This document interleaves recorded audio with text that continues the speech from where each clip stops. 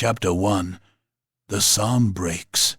The rain had not stopped in 3 days. It fell in oily sheets across the shattered corpse of what had once been Cathedral Line Aurelian, now nothing more than a jagged stretch of mud, bone, and rusted razor wire clinging to the rim of Sector 18. The trenches churned beneath boots and body parts alike, waterlogged and rank with the stink of rot and consecrated oils. What little sunlight broke through the grey clouds only served to illuminate the desolation, holy banners sodden and torn, iron statues of martyrs broken at the waist, sanctified altars turned into makeshift barricades for less fire nests. Still, the sermon continued. Chaplain Hierophant Albrin knelt before a rust-stained cruciform erected hastily at the trench's edge, one gauntleted hand resting upon his opened reliquary book, the other clutching a gilded censer that wafted incense through the stench. The scent of burned myrrh and blood blended into something otherworldly, something ancient. He read aloud through the rain, voice unwavering even as mortars thundered in the distance. "Though I walk through the trenches of perdition," Albrin intoned, "I shall not fear the shadow, for the light of the crown burns within me. Upon his word I stand." Around him, soldiers knelt in the mire. 30 men and women of the 6th Penitent Infantry, faces hollow-eyed and mud-streaked, clutching their rifles like relics. Some wept quietly, others merely stared, numb to the sound of prayer, numb to everything. Their helmets were adorned with crude purity seals, rosary beads, and in some cases, bits of skull icons to ward off madness in a place where sanity had long since drowned. Albrin lifted his eyes to the heavens, his voice climbing, "And he shall strike with the force of—" Crack! The sound didn't belong to the mortars. Albrin's head jerked violently, a red mist exploding from the side of his skull. The censer clattered to the ground, its incense snuffed instantly by the sucking mud. He slumped sideways over the pulpit of sandbags and broken rebar, twitching once before going still, his holy book flopping into the dirt, pages soaked in both rain and blood. For a moment there was silence, then screaming. Soldiers dove for cover. The trenches became chaos. Some fired blindly into the grey mist that clung to no man's land beyond. Others shouted for medics, for vengeance, for anything. A few just sat, frozen, hands still locked in prayer as if finishing the benediction might somehow undo the scene before them. Private Harold scrambled across the mud, dragging a fellow trooper behind a collapsed tank tread. "Sniper!" he shouted, wild-eyed. "He's here! He's here again!" They all knew what it meant. Another chaplain, another bullet, another verse of death. Whispers spread faster than orders. The heretic ghost. The name was spoken only in hushed tones, if at all. Some called him the blasphemer. Others said he was a revenant, a spirit of some burned heretic priest, returned to finish his dark liturgy. But all knew what he was. A sniper, a killer of the cloth. He'd been at it for months, slithering through the mud and ash of Sector 18 like a phantom, never seen, never heard, only the sharp punctuation of his rifle, each shot echoing the death of another man of the cloth. Hero deacons, war priests, confessor sergeants, all silenced mid-sermon, their blood spattering holy books and communion chalices alike. No soldier had yet seen the muzzle flash. No auspex had caught his signal. Not one had survived long enough to scream. Until now, he'd been a ghost story. Now, he was a Crusade-level threat. 3 hours later, beneath the crucifixion spires of Outpost Virex 3, command gathered in the shrine bunker, dimly lit by sputtering glow lamps and icon candles. Rain drummed against the steel above like fingers tapping the lid of a coffin. Magister Militant Kassan paced behind the command table, her grim skeletal face twitching with frustration. That's the 5th chaplain this month, she growled. 5th? Our men are losing morale. They think he's not watching anymore. He is watching, murmured Battle Curator Ethrium, rubbing his eyes. But his eye is clouded by smoke and blood. We cannot afford another clergy death, she snapped. Every psalm he kills costs us 10,000 soldiers' worth of belief. The room fell silent. Then a heavy door groaned open, and in stepped Brother Valan. The paladin's arrival was silent but seismic. The very air seemed to contract around him, as if reality bent slightly to accommodate the cold iron stillness of his presence. He was tall, wrapped in matte black ceramite plating etched with prayer hexes and kill runes. His rifle, longer than a man was tall, rested diagonally across his back, wrapped in shroud cloth that bore a single sigil, the flaming crown of faith. His helm bore no faceplate, only a mask of sculpted iron in the likeness of a penitent's skull. "Valan," Kassan said, eyes narrowing. "You came fast." "I do not wait when summoned," he replied simply. Voice like stone dragged across tomb metal. Ethrium stepped forward, holding a data slate out. The target, heretic sniper, clergy-focused, single-shot, high-caliber precision, anti-material. No pattern, but a rhythm like scripture. Look, he flicked through images. Each kill timed during mass or sermon, each wound exact, center temple. Or, when helmets protected it, directly through the ocular visor. Valan nodded. "The heretic ghost," he murmured. "Apostate psalm sniper." He stepped toward the holomap of Sector 18. "Where was the last shot?" "Trench line Aurelian," said Kassan. "Far eastern perimeter." "And the wind?" "14 knots northeasterly. Cross gusting." Valan's eyes narrowed behind the iron mask. Then he shot from the Pilgrim's Rise, an old sermon hill beyond the minefield.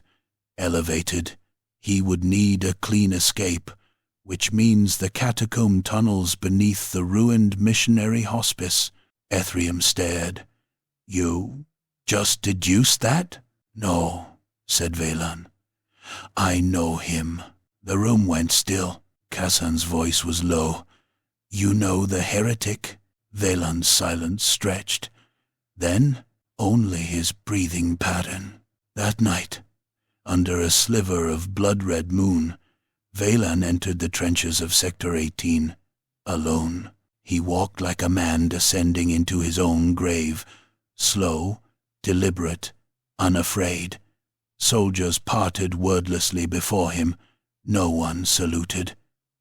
"You did not salute death when it passed you. You just bowed your head and prayed you weren't next." He found the site of Albrin's death easily. The mud still smelled of incense. The chaplain's body had been removed, but the blood had not. Valan knelt by the soaked holy book, opened to the last page, read, "And he shall strike with the force of—" He whispered the words aloud, letting the silence finish the sentence. Then he rose and stared across the trench wall, over the scorched flats of no man's land, to the ruins beyond. Out there, somewhere, was a rifle, and behind it, a man who hunted faith with the patience of a prophet, the eye of a killer, and the soul of something long ago burned away. Valan exhaled slowly. His breath fogged the scope lens as he slid his rifle into place. Let the Psalms begin. Chapter 2. Crosshairs of the Divine. Brother Valan arrived at dawn, though dawn in Sector 18 was little more than a marginal brightening of the eternal gray. The clouds never parted, and the sun was a myth, a fable told to young conscripts to distract them from the endless churn of war. Ash drifted sideways in the wind, as fine as snow, coating every surface in the sacred decay of long-dead cities. His boots sank into the muck as he stepped down from the tracked personnel hauler, its treads groaning from rust and overuse. No fanfare greeted him, only the distant crack of lass fire, the rhythmic thumping of autocannon somewhere beyond the horizon, and the muffled sobbing of a soldier burying another comrade under a pile of empty shell casings. The trench dogs kept their distance. No one dared approach the paladin. Brother Valen was a relic of older, bloodier campaigns, not just feared, but mythologized. He had earned his marks in the purging of Galemore Hive, where the faithful had burned 1 billion souls to ash for the sin of theological deviation. He had held a mountain pass for 9 days against the Dread Sun martyrs, eating nothing but communion wafers laced with combat stims. His kill count was unknown, his mercy count lower. They said he could shoot a traitor through the eye across a 3-kilometer wasteland in pitch blackness, using only the wind's sigh and his memory of the target's last breath. They said he hadn't spoken a full sentence in a decade. They said his rifle was baptized in the blood of saints. They said many things. None dared say them to his face. Valan stood still for a long moment at the trench's lip, scanning the skeletal skyline. Then, wordlessly, he turned and began walking toward the ruins of St. Ravanna's cathedral. The spire had once touched the heavens. Now it clawed at them. Half destroyed by orbital bombardment, the cathedral's once grand facade had collapsed inward, its gilded arches fractured like ribs around a broken spine. The stained glass lay shattered, bleeding colors into the mud. Yet somehow the central spire remained, though cracked, its height still jagged against the horizon like the finger of a dead god. It offered the best view of no man's land, and, more importantly, the most sacred perch for a sniper. Brother Valen climbed in silence, his movements mechanical. He ignored the caution signs, the brittle groaning of ancient beams, the soot-stained statues of saints defiled by war graffiti and heretic blood. He knew this place, or rather, he knew what it used to be.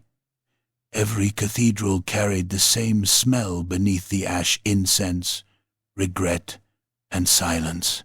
He reached the upper chamber, what had once been the bell tower. The great bell lay cracked in half across the floor, its Latinum script warped and unreadable, like a sermon never finished. Valan unslung his rifle. It was no mere weapon. It was a holy instrument, the Vindicta Rex, forged in the armories beneath the spire worlds of Colossus. Its barrel was long and breathless, its frame reinforced with relic steel, adorned with purity etchings and prayer scars from every kill it had ever made. The scope, blessed with a shard of angel glass, could see the tremble of a liar's heartbeat through concrete. He placed it against the ledge, adjusted the tripod, and lay prone. The world narrowed. The chaos below faded, the screams, the bombardment, the flares of gunfire, all gone. In the eye of the scope, only order remained. Precision, lines and angles, wind vectors, trajectories, distances reduced to divine constants. The bullet knew no panic. It simply obeyed, and Valen was its prophet. He began scanning the battlefield. No man's land stretched before him like a rotted tongue, flat and cratered, strewn with rusted tank husks, shattered fortifications, and the detritus of endless attrition. Trenches wound like veins across the earth, some so deep they formed mazes. Dead bodies lay unburied in the open, too dangerous to retrieve, too sacred to incinerate. Crows fed on both friend and foe alike, indifferent. He saw movement, not from the heretic, no, just a group of young, faithful soldiers, barely old enough to remember a world without ash. They crawled forward through the ruined fields, dragging supplies on sledges made of riot shields and broken doors. They moved cautiously, scanning the sky, their eyes flickering constantly toward the cathedral ruins, as if sensing something watching them. They were right to fear. Not him, the ghost. Velan refocused. He studied the ruins opposite the field, marked known angles, potential nests, and wind chutes. Then, with mechanical precision, he began his real task. He studied the pattern. Elbrin had been the latest. Shot mid-prayer, perfect angle, no hesitation. Like the rest, he loaded the data into his scope's memory chip, a kill log of confirmed clergy assassinations from the past 6 months. Each timestamp, each angle, each wind speed, he began charting. The more he examined, the quieter the world became. His fingers moved over the data slowly, plotting each shot's direction and time. He drew invisible lines across the field, connecting each kill point to its sniper origin. It was a morbid map, veins of violence converging on common angles, and then he saw it. Not a pattern, a rhythm. He blinked, then adjusted the scale, remapped, cross-checked wind variance, adjusted for topography. Still, it held. He mapped it again, this time transposing the shot times into a musical scale, a long-forgotten trick he'd learned in the choir regiments of Hellas Secundus. Each shot had a pacing, a timing, not random, not strategic, measured, intentionally placed within specific windows. In some cases, the heretic could have fired earlier, cleaner, but he hadn't. He'd waited. Why? Because it wasn't just about the kill. It was about when a slow chill crept up Velan's spine. He turned the angles into lines, let the map grow wider. There, he saw it. Lines converging into crude symbols.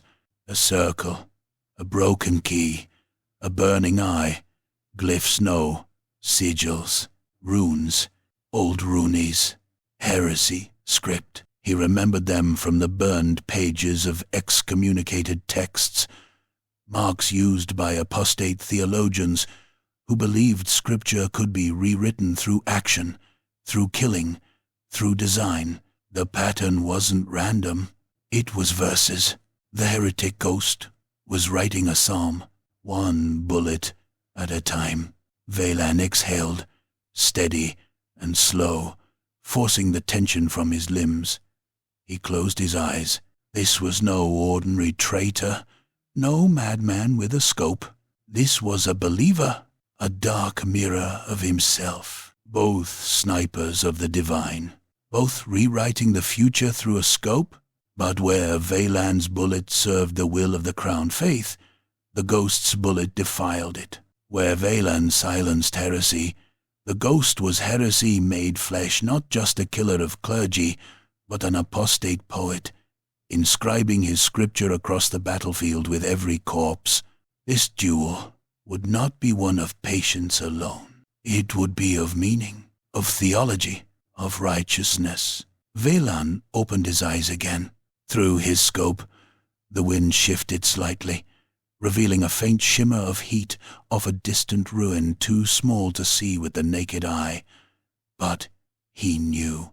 A lens, a rival scope. For a split second, both men were aligned. He did not fire, nor did the heretic. They both simply watched, crosshairs upon crosshairs, a breath between them, a sermon's silence. Then the shimmer vanished, gone. The ghost retreated into shadow, but not before leaving behind a message, carved into the wall of the ruin with Lasburn. Through the magnified scope, Velan read it. Verse Psi, the true God, bleeds in the pulpit. He felt his jaw tighten. The war was no longer a war of trenches. It was a war of belief, and only one psalm would remain.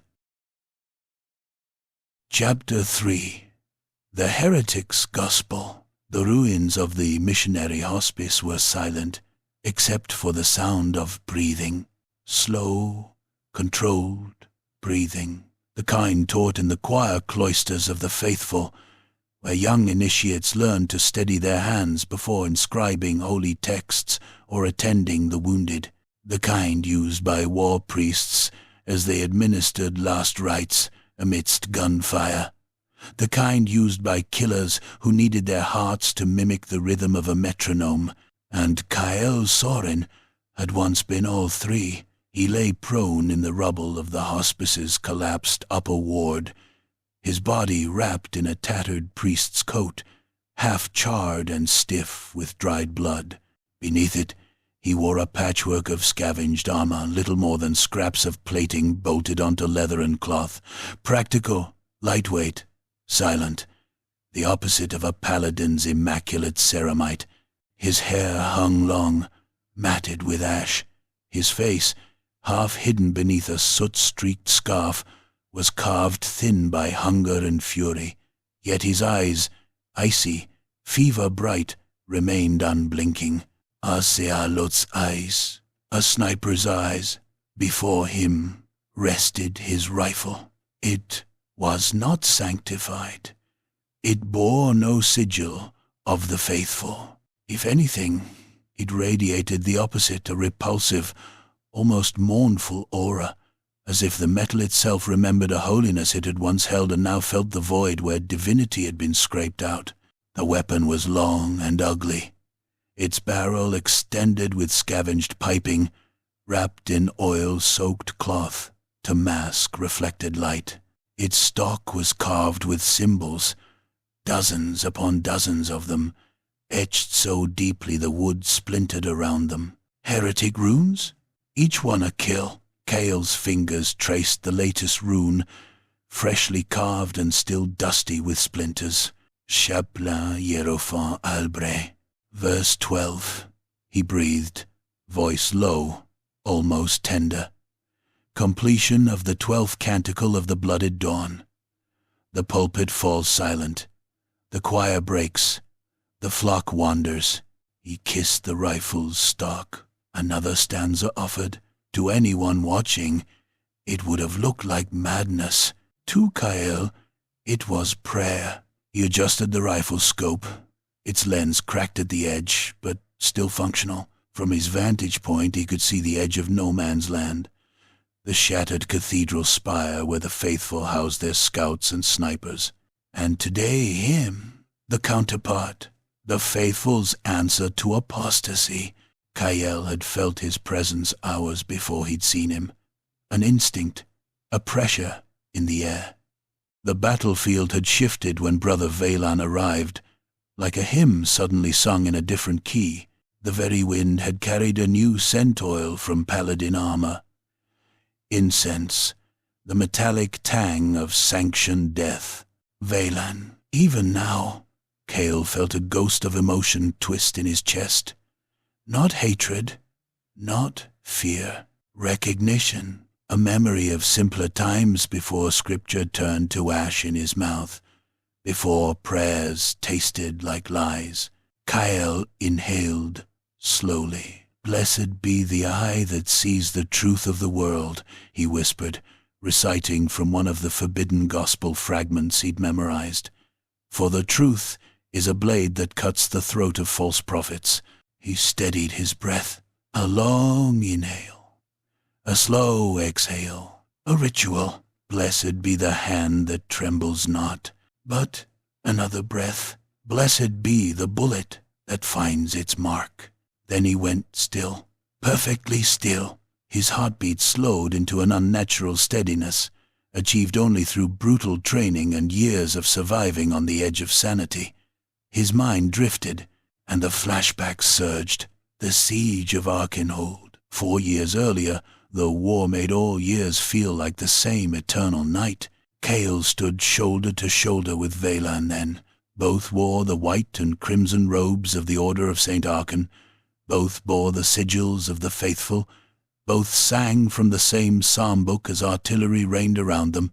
Arkenhold was a fortress city built into a mountain, its lower districts flooded with heretics who refused the crowned faith. They hid behind civilians, used children as shields, preached rebellion. That was what the faithful told them. On the word of his radiance, intoned the war priests. There can be no compromise, no hesitation, no survival. Cale had believed the words. He remembered standing in a burned-out marketplace beside Veylan, their boots crunching over shattered icons and burned scrolls. The air tasted like sulfur and scorched flesh. The smoke was so thick it blurred the horizon until the world became two colors, red and ash. Veylan knelt beside a wounded heretic, placing 2 fingers on the man's throat. No hesitation, a clean kill, efficient, merciful in its way. Cale had watched, heart steady. Back then, he believed brutality purified the world. Back then, he believed the faithful were incapable of sin. Back then, he prayed without doubt. The 2 of them had hunted rebels through alleys, executed warlocks in their dens, burned shrines of false gods. They had fought seamlessly, twin blades of righteousness, Veylan silent and implacable, Cale fervent and hungry for divine purpose, until the day of the purity mandate. Cale could still hear the words. All non-compliance must be cleansed, no exception. The innocent must burn with the guilty, so that none carry the infection of heresy forward. A mercy by flame. They were ordered to purge District 7, a civilian district. Children, familiars, refugees. Cale had hesitated. Veylan did not. That divide, the first and deepest, split their paths forever. Cale remembered the screams that had filled the valley, the way the firestorm rolled through the narrow streets, swallowing everything with the same holy indifference. He remembered bodies pressed against windows, begging. He remembered the realization creeping into his skull like a parasite. This is not salvation. This is slaughter. He remembered dropping to his knees in the ash, not praying, weeping, and he remembered Veylan placing a hand on his shoulder. Do not falter, the paladin whispered. Doubt is a seed of treason. But the seed had already fallen into fertile ground. Cale's faith cracked that day, and when faith cracks, something must fill the void. Cale blinked, pulled abruptly back into the present by the faint shift of light across a distant ruin, a glint barely perceptible, but unmistakable. The paladin was watching him. Veylan had found him through the labyrinth of trenches, smoldering craters, and shattered strongholds. It brought an unexpected warmth to Cale's chest. Of all the faithful, only Veylan was worthy. Only Veylan could understand the gospel Cale was writing across Sector 18, a psalm woven in death, a hymn rejecting hypocrisy, a scripture written not with ink but with holy fire.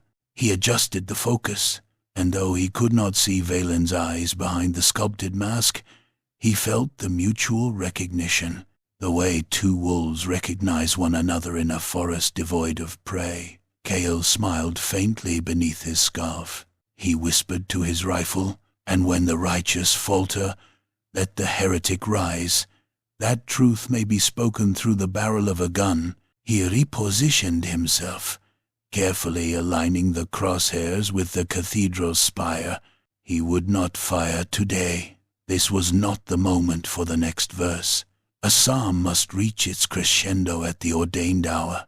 Instead, he turned the rifle slightly, focusing on a ruined wall near Veylan's perch. Its surface was scarred from centuries of weather and the more recent brutality of constant shelling. Cale lifted a compact Las Engraver from his belt. He burned a line into the stone, then another, and another. The glyph took form sharp, angular, reminiscent of early, faithful sigils, but twisted, inverted, corrupted. It glowed faintly in the fading light. A message, a challenge, an invitation. When he finished, he whispered the verse aloud. When two prophets meet, the truth is found at the center of their crosshairs. He leaned back, satisfied. Then he disappeared into the shadows of the hospice ruins.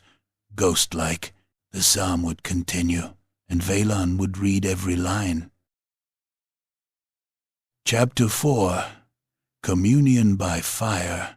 The morning broke with artillery. It wasn't unusual. Sector 18 woke to bombardment almost every day, but today the shells fell closer, their concussive force rattling the bones of the ruined cathedral and shaking dust from the skeletal rafters above Brother Valan's perch.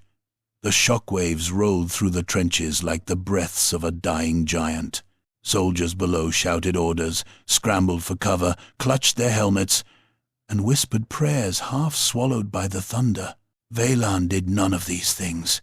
He lay prone at the cathedral's shattered spire, his rifle trained across the endless corpse field of no man's land, unmoving as a gargoyle carved from obsidian. Even the cannonade did little to stir him. He was a creature of war. Explosions were his lullabies. The only thing that mattered was the silence between blasts, the space where a sniper's shot could slip unnoticed. That space arrived. A lull, one breath wide. Valan took it.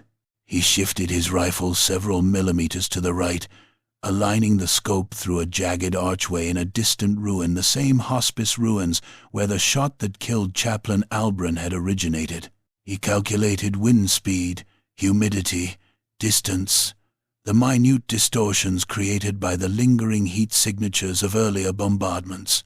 He matched them against every datum he had collected since arriving. The heretic ghost had patterns, not predictable ones but traceable. A sniper who wove scripture with bullets would not fire randomly. There would be significance, intention, meaning. Today's wind direction mirrored the one recorded during the 10th Canticle's kill point, which meant southwestern window, Valan murmured, his voice barely audible even to himself. 3 degrees above the rubble line. He slowed his breathing until his pulse receded into the background of his awareness. He exhaled and fired. The rifle roared like a benediction. The Vindicta Rex was blessed or cursed so heavily that each shot felt like the judgment of a forgotten deity. The recoil hit his shoulder with the force of a sledgehammer. The muzzle flash briefly illuminated the spire in ghostly white. He held steady, watching the target area. The bullet cut clean through the window frame of the hospice ruin. A direct hit, but on nothing. No figure fell. No weapon clattered. No cry of a wounded man escaped into the grey. Instead, a flicker, a fragment of cloth, perhaps, or the suggestion of a shadow slipping backward. Something moved, yes, but not something struck. Valan clicked his tongue softly. Too slow, he whispered, though the words carried no self-reproach, only acknowledgement. The ghost had been watching. The ghost had seen. The ghost had slipped away. It was not a failed attempt. Not entirely. It was communion. A dialogue. Bullet to bullet. Mind to mind. The counter-sniper duel had begun. 2 hours later, a scream echoed from the trenches. It was high-pitched, raw, the kind of sound that did not come from fear, but from discovering something the mind simply rejected. Valan moved immediately. He descended the cathedral ruins with the assured swiftness of a predator. Soldiers saw him pass and parted instinctively, their gazes downcast. Even their panic could not supersede the reverence or dread he inspired. A cluster of infantry had gathered near the forward trench, around the corpse of a young scout. Valan recognized him. Not the face, there was no face left to recognize, but the uniform, the rank, the mud-caked boots. The boy had been one of the runners sent to triangulate possible sniper nests. He would not be running anymore. The shot had taken him through the visor, shattering it inward. Enough of his skull remained to identify the entry point. Enough was missing to reveal how precise the ghost's aim had been. It was a humiliating kill, the kind meant to send a message, but that was not what made the soldier step back as Valan approached. Something had been carved into the scout's chest plate, burned into it, actually etched with a lastool or heated blade until the armor had curled and blackened. An inverted holy rune. Valan knelt beside the corpse. His gauntleted hand traced the scorched sigil, a reversed crown of faith, the symbol heretics sometimes used to mock divine authority. But this one was carved exactly, meticulously, mirroring the original sacred rune as perfectly as a reflected image, a signature, a calling card. The ghost was taunting him. A murmur rippled through the soldiers. What kind of monster? He was just a kid. It's the ghost. He's getting bolder. Saints preserve us. Valan did not look at them. He kept his gaze fixed on the rune. The lines were too precise, too familiar. He had seen this symbol before, not in heretic manuscripts, not in battle doctrine, but carved into a table, a wooden table in a war priest dormitory, years ago. The memory slammed into him without warning. The siege of Arkenhold, night cycle, a rare moment of stillness. He and Kael Sorin, young priests in training, still unblooded by the horrors that would scar them in the years to come, sat carving practice sigils into a common table as punishment for arriving late to psalm recitation. Kael had been smiling, not the bitter, hardened smile Valan now remembered from the ruins, but a bright one, easy and unguarded, before war had stripped him of softness. "You're cutting the line wrong," Kael had said. "Here, watch the curvature. If you invert the angle, you get the reflection of the crown. You can flip any rune that way." Valan remembered frowning, annoyed. "That's blasphemy," Kael laughed softly. "Only if you mean it to be. But mirrored runes hold power too, just different meanings. It depends on who reads them." Valan had scoffed, but Kael kept carving, shaping the inverted rune on the tabletop with surgical skill. The very one burned into the corpse at Valan's feet now. Valan felt something tighten in his chest, something cold, unwelcome. Could it be? No. The ghost was a monster, a heretic, a murderer of clergy. Kael Sorin had been a brother of the cloth, a war priest, a comrade. But then, hadn't Kael vanished after Arkenhold? Gone missing after the purity mandate? Rumors said he deserted. Others said he was executed for disobedience. Some whispered he had succumbed to madness. Valan had never asked. He had not cared to, until now. He stood abruptly. "Back away," he ordered. The soldiers obeyed at once. Valan lifted the corpse gently, reverently. Though the boy had been a stranger to him, the dead were owed dignity. He carried the body to a quieter corner of the trench, laying it out carefully. He studied the rune again. Kael's rune? Not a copy. The exact pattern, the exact cut angle, the exact burn depth. Only someone who had trained in their order could have carved it so perfectly. Only someone who had sat at that table, carving mirrored runes as an act of thoughtless youth. Valan's throat constricted. He forced the emotion down, burying it under layers of discipline honed through years of war. But the seed had been planted. Suspicion, recognition, memory. When evening fell, Valan climbed back to his perch in the cathedral spire. The sun, hidden behind unending clouds, cast a dull orange glow across the burning horizon. Smoke curled upward from distant artillery strikes, turning the sky into a mural of blood and shadow. He lay prone once more, his rifle pointed toward the hospice ruins, waiting, listening, hunting, but his mind was not still. The inverted rune burned in his thoughts. Kael's voice echoed from the past. Mirrored runes hold power too, it depends on who reads them. Valan gripped his rifle harder than necessary. It couldn't be Kael. Kael had been devout. Kael had been righteous. Kael had been his friend.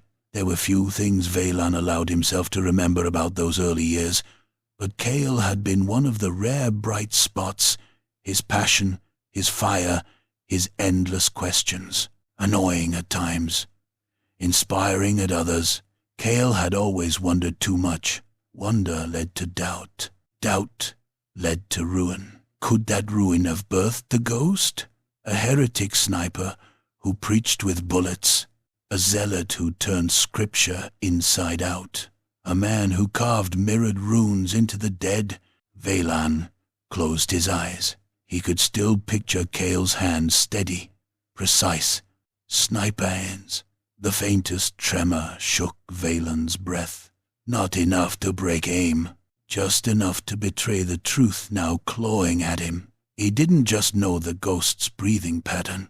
He knew the ghost. He knew who he was, or at least who he had been.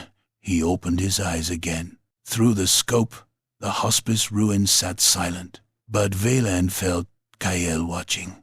He whispered not as a prayer, but as an accusation carried by the wind. Kael, what have you become? The ruins did not answer, but somewhere in their shadowed depths, a faint glint of metal shifted. The duel had only just begun. Chapter 5. The Mirror of War. Rain ruled the world. For 3 days and 3 nights, Sector 18 drowned beneath it an endless deluge that blurred the lines between trench and grave. Mud thickened into sucking pits that swallowed boots and bodies alike. Flooded shell craters churned with oil, blood, and the pale shapes of the unburied dead. The sky itself seemed intent on crushing the soldiers below, pressing down with its weight of grey, refusing even the mercy of thunder. It was the perfect environment for snipers, and a worse for everyone else. Brother Valan had not slept since the duel began. He remained in the cathedral spire, motionless except for the minuscule adjustments he made to the Vindictor Rex. Rain slicked the rifle's length, running down the barrel like consecrated water blessed by some cruel god. His armor, heavy and unyielding, made him a statue carved in the silhouette of holy wrath, but beneath the iron, fatigue gnawed. Even paladins felt their mortality eventually. Across the field, the ruins of the hospice lay shrouded in curtains of rain so thick they seemed to move independently, like ghosts drifting through the broken walls. Somewhere inside that labyrinth of stone and shadow, Kael Sorin watched him back and hunted him. The first shot had come at dawn on the second day. It whistled past Valan's cheek, scoring a line across the mask's lower ridge. The impact rattled his teeth. He reacted instantly, flipping into a defensive posture and calculating the angle. West, upper floor window, 90 meters elevation. He returned fire. His bullets struck stone, sending debris cascading through a gap in the ruined wall, but the ghost had already shifted. He moved like smoke, never staying long enough to leave a clear trace. Even Valan's blessed scope could not track him for more than a heartbeat at a time, and so the duel began. By noon, the rain turned violent needle-sharp droplets that stung exposed skin and hissed against metal. Valan exhaled and fired again. The recoil bit into his shoulder. The shot sliced through the downpour and clipped the edge of Kael's cover, shattering a fragment of stone. A whisper drifted across the battlefield, carried on wind and rain. Blessed be the bullet that seeks the heart of liars. Kael's voice, Valan's jaw tightened. He had not heard Kael speak in years, Not since Arkenhold's final night the night flames devoured their faith and their brotherhood both, but the voice still carried the same cadence, the same warmth, twisted now, decayed, like scripture rotting in the mouth of the dead. Valan answered, "Blessed be the hand that strikes for the crown." Another shot fired from the ruins. It struck the stone inches above Valan's helm, spraying shards across his faceplate. One shard slipped through a vent, slicing a shallow line across his cheek. Blood trickled down, a small wound, but symbolic. Kael was marking him. Valan did not flinch.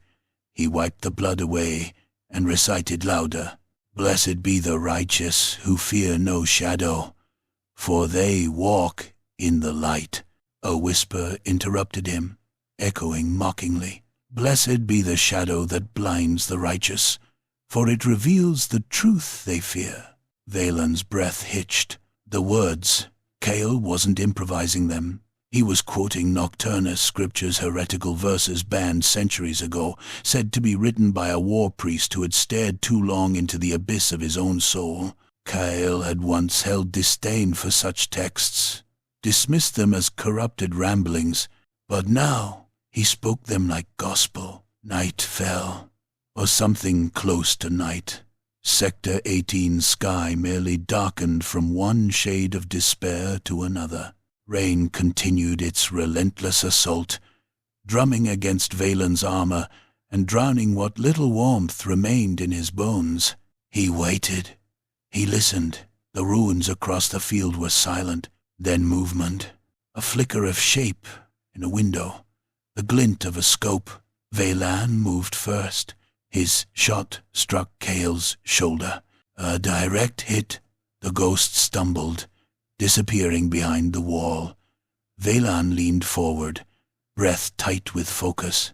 But a moment later, a countershot flared from the opposite side of the ruins Kael had repositioned with inhuman speed. The bullet grazed Valan's thigh armor, striking deep enough to bruise the flesh beneath. Both wounded, both refusing to fall. The rain thickened, turning vision into a smear of gray. Hours crawled by. The duel slowed into a long, torturous rhythm. Patience stretched past breaking, interrupted by bursts of violence, sharp and precise. Every time Valan fired, Kael answered. Every prayer Valan uttered, Kael corrupted. And piece by piece, the battlefield became a cathedral of their shared sin. On the morning of the third day, Valan felt something new at the edge of perception. Not fear, not fatigue, something deeper, recognition. It began with a quiet moment between volleys. The rain briefly eased, revealing the ruins with unusual clarity. Sunlight, thin, reedy, like a dying candle, slipped through the cloud cover for the first time in days. And Kael stepped into view. Not fully, just enough. He leaned out from behind a broken pillar, his silhouette framed by fractured stone. His rifle rested against his shoulder. His scarf fluttered in the wind. His posture, though wounded, remained steady, practiced, ritualistic. Through the scope, Valan saw Kael's face clearly for the first time. Older, tired. The years had carved hollows beneath his eyes, sharpened his jaw, burned away the softness. His hair clung to his face with rain. A scar, fresh and glistening, ran across his temple, the mark of Valan's first shot. But it was the eyes that froze Valan's breath. Blue, sharp, familiar, haunted, as if Kael were staring at a ghost, as if he saw something he had not expected to ever face again. Recognition flickered, then hardened into resolve. Kael raised his rifle. Valan fired first. The shot struck Kael's ribs, staggering him. He collapsed to one knee, clutching the wound. His breath came in ragged gasps, visible through the mist. But he didn't fall. Instead, he pressed a hand to his bleeding side and whispered audible even across the field, carried by some miracle or curse of acoustics. "Brother," Valan's heart clenched. He steadied his aim again, but hesitated, just long enough. Kyle fired. The bullet ricocheted off Valan's mask, cracking the left lens and sending him crashing backward against the cathedral wall. Stars burst behind his eyes. His ears rang, his vision blurred with static. When he pulled himself back to the ledge, panting, Cale was gone. No shot, no movement, no silhouette, only rain and silence.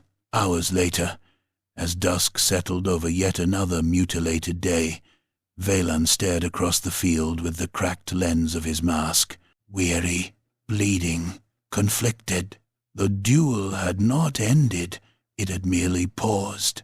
For the first time since the heretic ghost appeared, Valan felt uncertainty coil through him like a serpent. He finally knew the truth his mind had resisted. The ghost was no anonymous heretic, no nameless murderer, no faceless enemy. It was Kael Sorin, his brother in arms, his mirror, everything Valan could have become had he taken just a few different steps through the ashes of Arkenhold.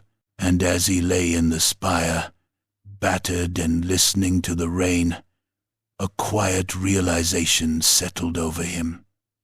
Heavier than any wound, Kael had not missed his last shot. He had chosen not to kill. A message, a mercy, or a warning. The duel would continue, but it would not be a duel of strangers. It would be a war between reflections, between what they were and what they had become.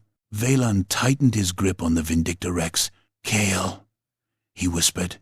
The rain answered, and somewhere in the ruins, so did Kael, soft, distant, like the echo of a forgotten hymn. "Brother, find me." But the distance between them now was not measured in meters. It was measured in sins. Chapter 6. Trenches of Memory. The rain did not let up. By the fourth night of the duel, Sector 18 resembled a drowned tomb. The trenches were deeper, the mud blacker, the bodies more numerous. Every movement of the living stirred the limbs of the dead beneath their boots. Even the wind seemed weary, its breath a long, hollow sigh, slipping through barbed wire and shattered reliquaries. Brother Valan remained in the cathedral spire, a carved figure of iron and exhaustion. He had not slept. He barely ate. The duel with Kael had stretched him thin, pulling at memories he had buried so deeply they were meant never to rise again. But they rose now. In the grip of fatigue, he could not stop them. He did not try. He needed to remember. He needed to understand what Kael had become, and what he had been. Years earlier, the cloister fortress of Arkenhold, the stone corridors of Arkenhold, were cold, dim, and eternally echoing with the chant of novices. The fortress was a place carved not only from the mountainside, but from the expectations of the faithful, rigid, unyielding, stained with incense and old blood. Valan had been a young warrior priest, then quiet, dutiful, unusually precise with every task assigned to him. His mentors said he would one day become a paladin. Kael Sorin had been the opposite. Where Valan followed rules, Kael questioned them. Where Valan prayed in silence, Kael sang loudly, irreverently, modifying hymns into spirited battle anthems that earned glares from elder priests and grins from young aspirants. And yet they became brothers, not by blood, but by something deeper. They trained together, bled together, studied scripture until their voices cracked together. When one faltered, the other steadied him. When one excelled, the other pushed himself harder. Valan remembered late nights in the armory hall, sharpening blades side by side, Cale had nudged him once with an elbow. "Why do you never smile, Vey?" he asked, smudging soot on his own nose. "You look like the statue of St. Dreven after they melted half his face." "I have no reason to smile," Veylan answered with sincerity. Cale laughed. "That's the problem. You need to make one." They had sparred for hours after that. Veylan had won, but just barely. He always did, just barely. Cale fought like a storm. Veylan fought like stone.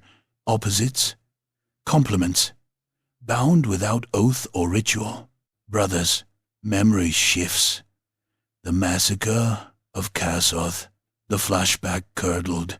The rain outside the spire blended into a memory of a different storm, one made not of water, but of smoke and screams. Karsoth, the name, tasted like rust. It had been a populated moon, lush, beautiful once, before plague and famine twisted its people into rebellion, not against the faithful at first, but against starvation itself. But the rebellions grew, doctrine warped. The Crown Faith labeled them heretics. Veylan and Cale were assigned to the Purity Host, sent to reclaim the settlement of Lower Karsoth. They expected resistance. They found fear. Veylan remembered walking through the crooked settlement streets, his boots splashing through puddles of algae-rich water. The heretics had already surrendered. Their leaders had knelt in silence, offering up their weapons. They had expected imprisonment. Instead, the purity mandate was issued. Burn everything. Cleanse the town. No exceptions. Cale had stiffened beside him. Veylan remembered the tremor in Cale's breath. "These are not warlocks," Cale whispered, voice trembling. "These are farmers, mothers, children." "It does not matter," the commanding paladin had said. "Heresy spreads. Heresy must be burned before it blooms." "But they surrendered," Cale insisted. "Their elders recited the Psalms of Return. They begged for redemption."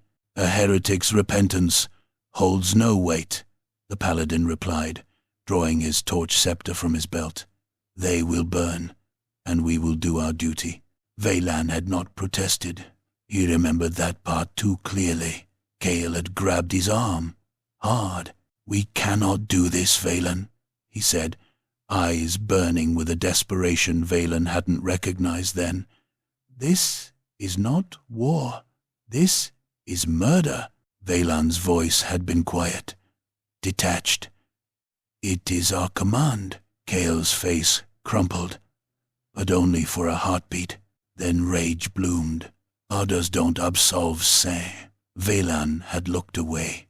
Later, when the torches were lit and flames swallowed Karsoth, Cale had refused to engage.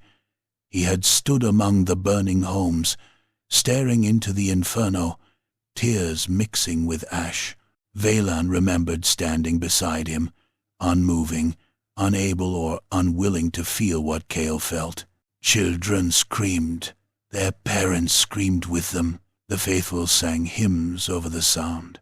Cale had whispered, "This is not the light." Veylan had whispered nothing. Present. The spire of Sector 18. The memory stabbed through Veylan like a relic blade.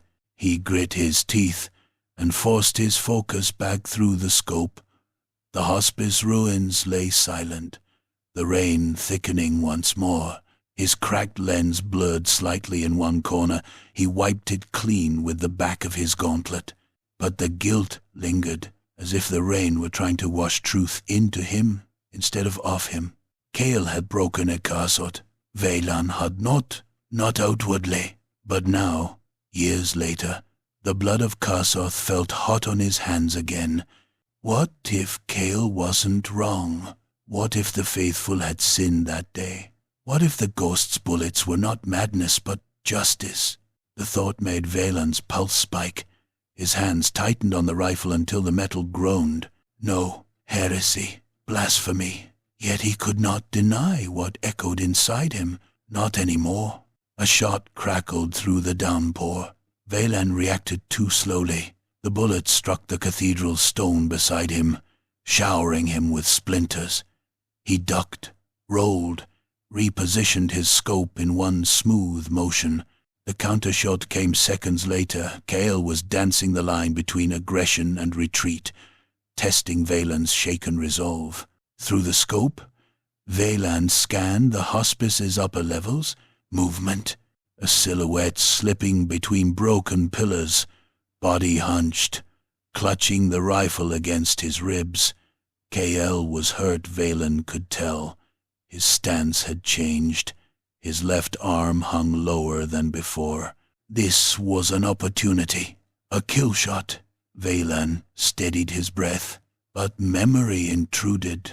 Kael, kneeling in the ashes of Karsoth, whispering, "Orders don't absolve sins." Kael's face when the first house collapsed and the screams rose. Kael's voice saying, "This is not the light." Valan's finger hesitated on the trigger. Just enough. Kael disappeared behind cover once more. Valan cursed under his breath. His hesitation wasn't tactical. It was guilt, and a ghost could sense it. The rain eased slightly, just enough for sound to travel. Across no man's land, Kael's voice drifted through the storm, soft, accusing. "Valan, do you remember Karsoth?" Valan's breath caught. He did not answer. He did not need to. Kael already knew. The voice came again, closer this time, though the silhouette remained hidden. "You remember their screams. You remember the smoke. You remember doing nothing." Valan clenched his jaw until it ached. "You obeyed," Kael hissed, "and obedience made you blind." Valan growled under his breath. "You were the one who abandoned the faith." "And you," Kael replied, "abandoned humanity." The words cut deeper than any bullet. Valan fired once, reflexive, instinctive, but the shot was wild and struck only stone. Kael laughed softly, not mocking, not triumphant, just sad. "Brother," Kael whispered, voice cracking like wet parchment, "I never left you. You left yourself." The rain swallowed the rest of the words. The duel resumed, but something fundamental within Valan had shifted. Not his aim, not his resolve to end Kael's reign of terror. No, something deeper, something older. Guilt, real, heavy, unavoidable, now that Kael had forced him to hold memory to the flame. He saw Karsoth in every burst of fire across the battlefield. He smelled burning homes in every artillery strike. He heard the cries of children in every wounded soldier dragged across the trenches. And through the scope, he saw not a heretic, but a man he had once called brother. A man shaped by the same war. A man broken by the same sins. The duel had become more than war, more than duty, more than vengeance. It had become judgment, and Valan didn't know whether he was the executioner or the condemned. Chapter 7. Confessional. The trench hospital was little more than a converted bunker. Rusted iron walls, a floor of rotting planks, and a ceiling so low that even the wounded hunched their backs. Dim lumen strips flickered overhead, their light struggling to stay alive in a space that reeked of blood, piss, and coagulant paste. Rows of cots lined the narrow room, most occupied by soldiers who had long since stopped groaning. The screams had bled out of them. Brother Valan stood at the threshold, drenched from the rain and streaked with grime, silent as a tomb's sentinel. The Medicae didn't question his presence. They parted for him, their eyes hollow. Paladins did not visit the living unless to judge them, and they certainly did not visit the dying unless summoned by higher necessity. The necessity lay at the far end of the room, beneath a shroud that rose and fell with labored, wheezing breaths. Chaplain Senza Alban Mar, once a lion of the pulpit, his voice had roused entire regiments, turned cowardice to courage, made soldiers walk into fire with smiles on their faces. Now he lay like a broken relic, flesh melted from half his body, his robes charred and fused to his skin in black, shining patches. Only one eye remained, glassy and filmed. The other was a blackened pit. Paladin. The chaplain rasped as Valan approached. So the end is coming. Valan said nothing at first. He pulled a stool near the cot and sat, removing his helmet. His face was pale and drawn, hair matted to his skull, blood dried along his jaw from a graze he hadn't noticed earlier. Mar coughed wet, ragged. It sounded like tearing meat. They said you were on his trail, the chaplain said. Valan nodded once. I am. Another cough. A few flecks of blood sprayed across his blanket. He didn't bother to wipe them. Good, Mar said, wheezing. Good. It should be you. It must be you. Valan leaned forward. You know him. It wasn't a question. Mar's remaining eye narrowed.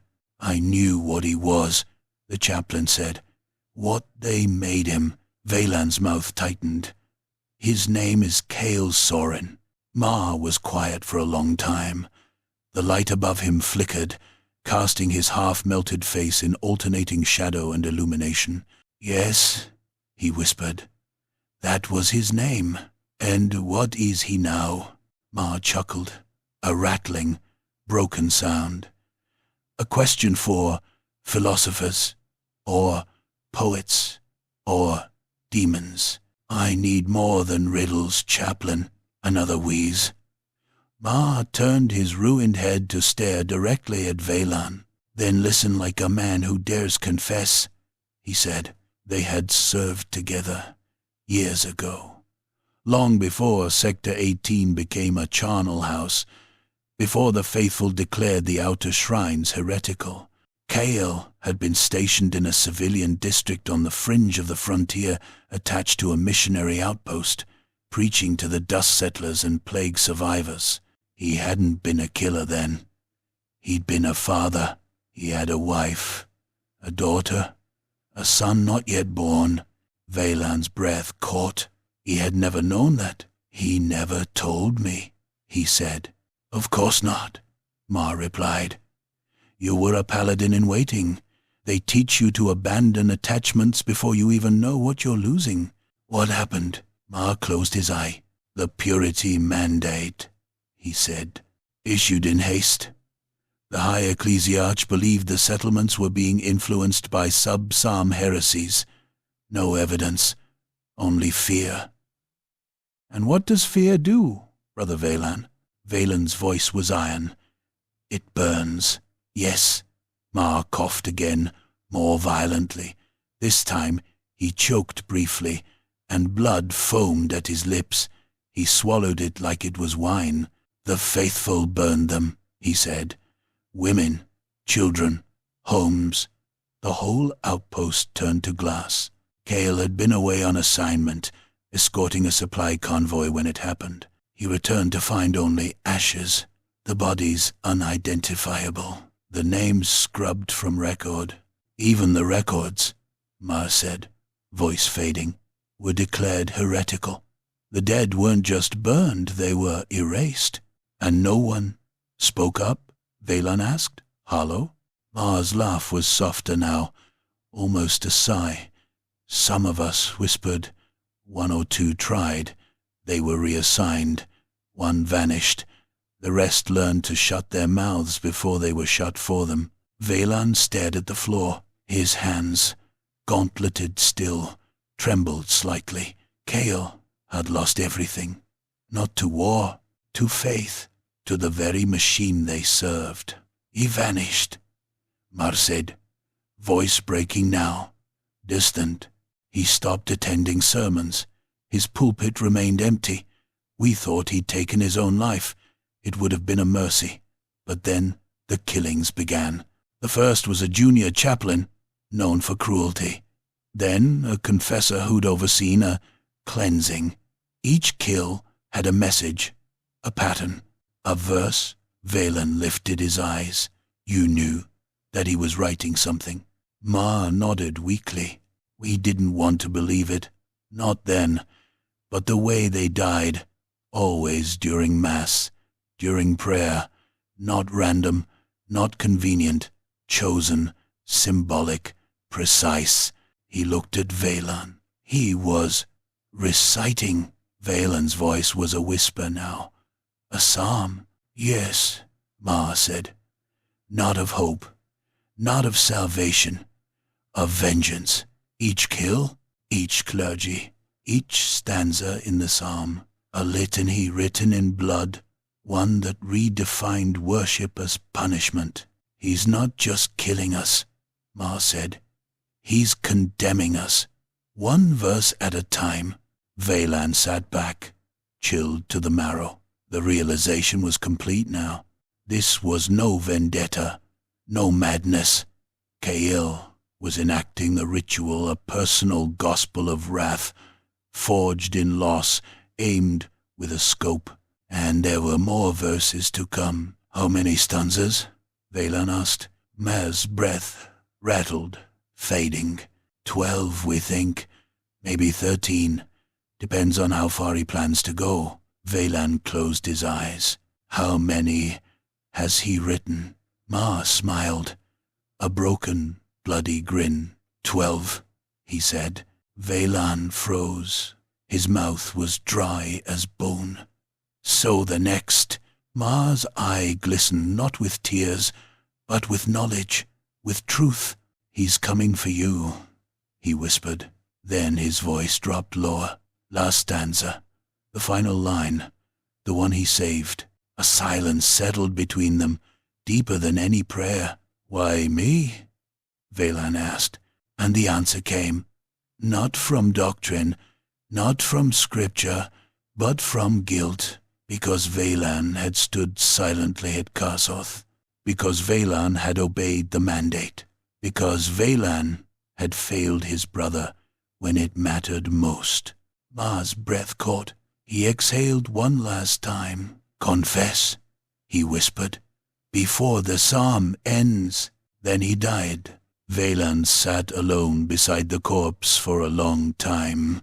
The lumen above flickered one final time. Then it went out. He sat in the dark, the taste of ashes thick on his tongue. Kael was coming, and he wasn't just aiming to kill. He was writing an ending, a benediction carved through flesh, and Valan was the final word. Chapter 8. Dead Men's Verse. The rain finally broke on the morning of the 4th day, but the sky did not brighten. The clouds merely thinned into a sickly grey, a corpse pallor that turned the entire battlefield into a wasteland of wet stone and blackened earth. The trenches steamed faintly in the cold light, exhaling the breath of rotting bodies beneath the surface. For the first time in days, Valan saw farther than 50 meters. The fog had retreated, the wind eased, the world sharpened at the edges. That was how he noticed it. Movement, not the natural flicker of a tarp in the wind, not the shifting of rubble, not the scurrying of carrion beasts feasting on what the faithful deemed unworthy of burial. A figure, crossing a gap between two ruined walls in the hospice compound, hunched low, moving with urgency rather than stealth, too quickly, too exposed, too careless. Not Kael's usual spectral glide. Valan's heart snapped into focus. The ghost had made a mistake. Through the scope of the Vindicta Rex, he watched Kael descend a shattered staircase and approach a crumbling archway one Valan had marked, but never accessed due to the constant threat of counterfire. Kael knelt, placing something in the rubble, his motions tense and hurried. He removed a small box wrapped in ritual cloth, a relic casing, and primed it with swift, deft movements of his fingers. A relic bomb, compact, devastating, designed not for mass destruction, but symbolic annihilation. A chapel, a holy place, a cleansing. Valan recognized the shape of the device instantly. It was faithful, not heretic stolen from one of the clergy murdered weeks ago. Kael wasn't destroying this ground. He was consecrating it, with fire, with memory, with defiance. Valan exhaled slowly. For the first time in days, he had a trackable vector. Kael's nest was no longer a ghost's hiding place. It had a door, and now it had a trail. Valan descended the cathedral tower in silence, landing lightly among shattered pews. He passed through the nave, boots crunching over broken bone fragments scattered like communion wafers. Outside, the trenches parted for him again, soldiers whispering under their breath. No one dared ask where he was going. Even fewer would have dared follow. He slipped into no man's land not as a paladin, but as a shadow. His movements were slow, precise, timed with the distant rumble of artillery so the vibrations masked the soft crush of gravel underfoot. Every step had purpose, every breath measured. He approached the hospice ruins cautiously, scanning for traps. Kael was cunning. He would leave misdirection, false signatures, bait, but haste had forced imperfection. A smear of fresh mud on stone, a faint indentation of a boot print, Kael's unique stride pattern, slightly asymmetrical from an old injury. A loosened stone on a stairway step. The clues formed a trail only a brother-in-arms would recognize, only someone who had marched beside him once. Valan slipped through a hole torn in the wall by mortar fire. The interior stank of decay and stolen incense, not the incense used in faithful rites. Kael had scorched or overturned those. Instead, new scents lingered, chalk from heretic runes, burnt wax, gun oil, and the faint sweetness of rotting flowers. He followed the trail deeper into the hospice.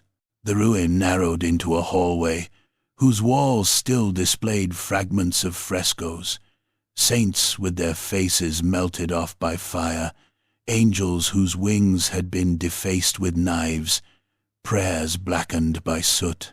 Kael had struck out every depiction of redemption, every face of mercy. Only the harsh lines of judgment remained untouched.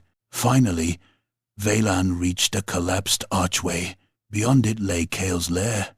The chapel had once been small, intimate, a place for whispered prayers and bedside blessings.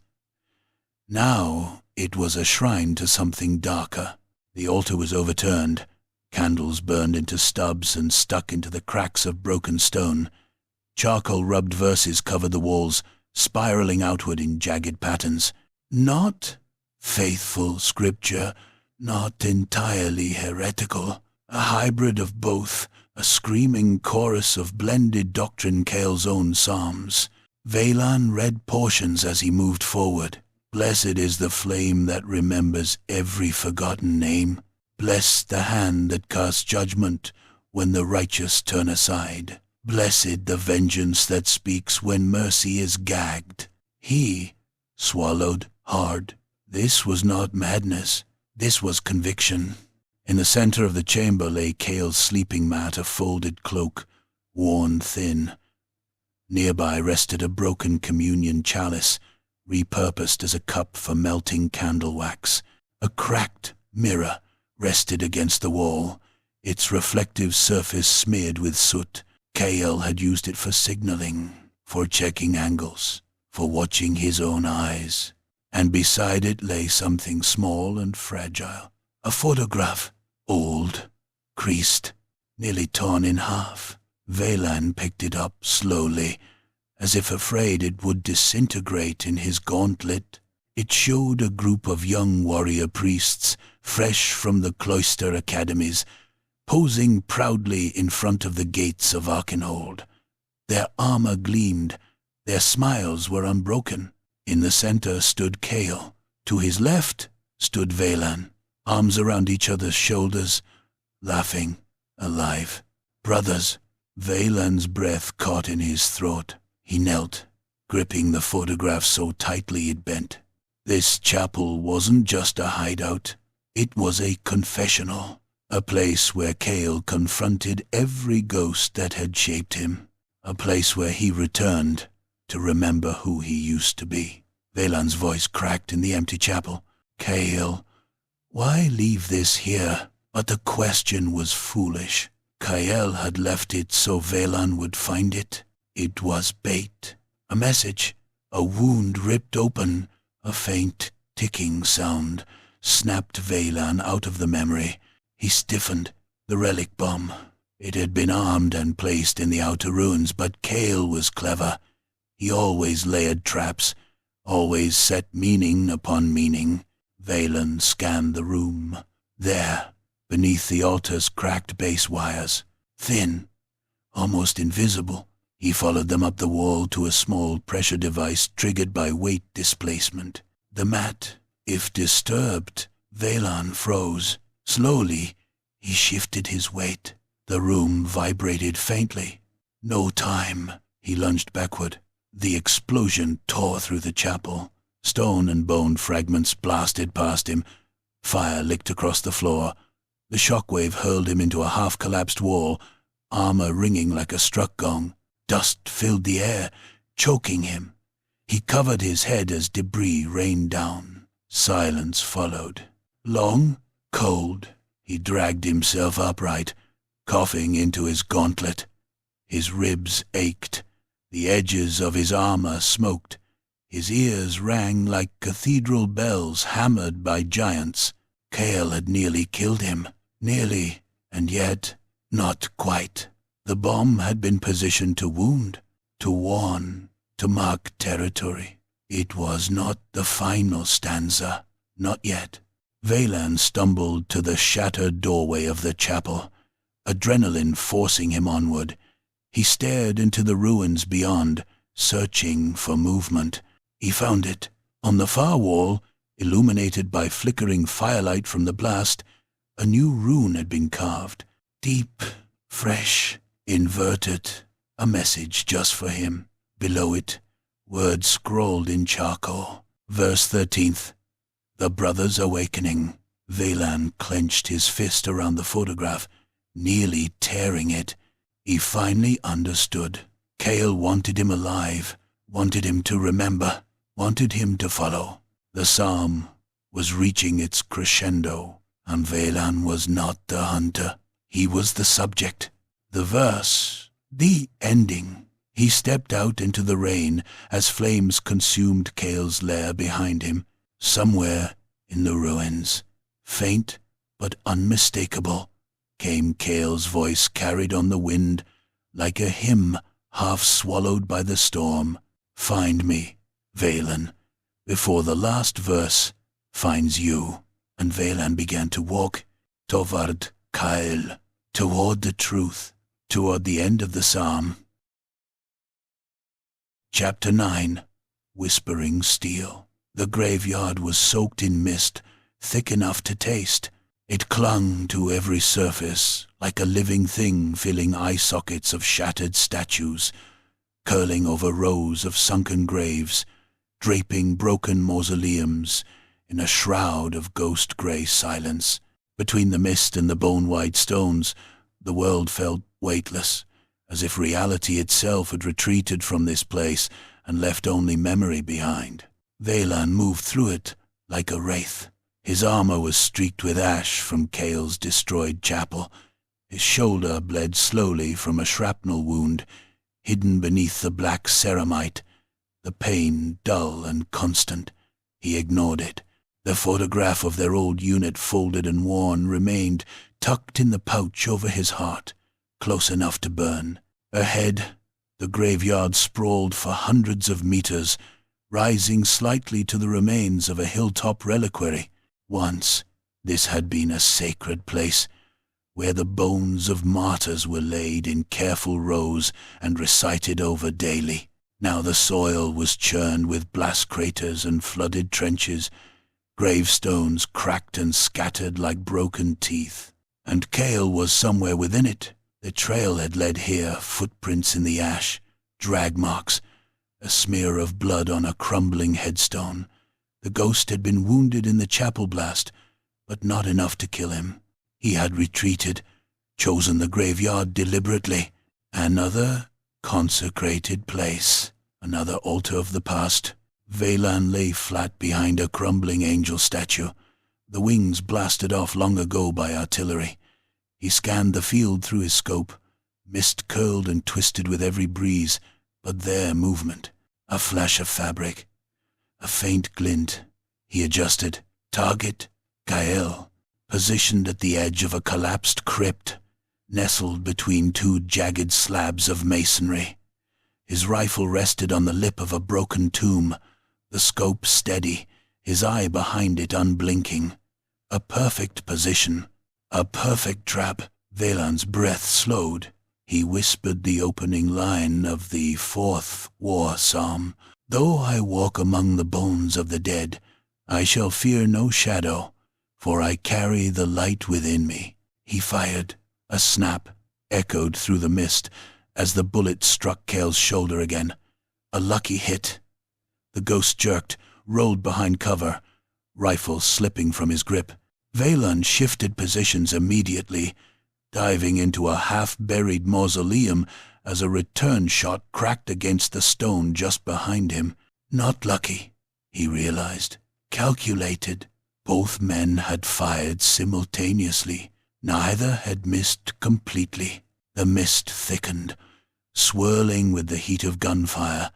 The graveyard became a maze of whispers and echoes. Another shot tore through a statue near Valan's head. He rolled to another position, sliding over slick stone, his rifle clutched to his chest like a cross. He could feel Cale adjusting, repositioning, matching him movement for movement. The duel had begun in silence, but now something shifted. A burst of static scratched against his vox bead. Then Cale's voice, faint, flickering. Valan? The name hit harder than the bullet had. Valan froze, half crouched in the lee of a marble obelisk. You still listening? Or has obedience rotted your ears? Valan's fingers tightened around the barrel of the Vindicta Rex. His heart thundered once, just once before he forced it still. He clicked the vox open. Static again. A breath. Then Cale's voice, steadier this time. We were never meant to be enemies. Valan's jaw clenched. He said nothing. A beat of silence. Then Cale continued, his voice lower, laced with pain and truth. We fought side by side, shared blood, shared sin. You remember Arkenhold. You remember Karsoth. Valan rose slightly, scanning through the mist. No shot yet. Cale wasn't speaking to stall. He was speaking to wound. You remember what they made us do, Cale said. What they called holy. You just buried it deeper than I did. Valan found a silhouette, a flicker behind a mausoleum. He aimed, but the voice came again, closer now. Your silence is an answer, Cale said. He sounded tired. More than that, resolved. Valan hesitated. Just a second. Enough. A bullet hissed past his temple, grazing the edge of his helm, sparking off the iron. He dropped instinctively, rolling behind a headstone as chunks of marble exploded around him. Cale had moved, used the vox to bait him. Valan's vision swam. He clutched at his side, blood there too. A glancing hit, enough to hurt, not enough to kill. He pressed against the cold stone, heart racing. The duel was no longer just metal and muscle. It had become confessional. Cale's voice returned. Quiete now. Why haven't you killed me, Valan? A fair question. Valan could have. Maybe. Back at the chapel. Or in the early days of the duel. He'd had moments. Fleeting windows. the kind only elite marksman would ever see, but he hadn't fired. Not truly. Not with the intent to end it. Valan opened the vox. His voice, when it came, was raw. "You left the path," Cale answered quickly, as if expecting it. "No, I walked to its end. I looked down, saw the bones of the innocent buried beneath it, and refused to keep walking. You kill priests, chaplains, teachers. I kill executioners in robes," Cale said. "I kill those who bless atrocity and call it grace." Valan rose slightly, adjusted his position. The mist parted just long enough to glimpse Cale dragging himself behind a sarcophagus, his movements hampered, but still controlled. He could fire, end it, but his hand shook. Cale kept speaking.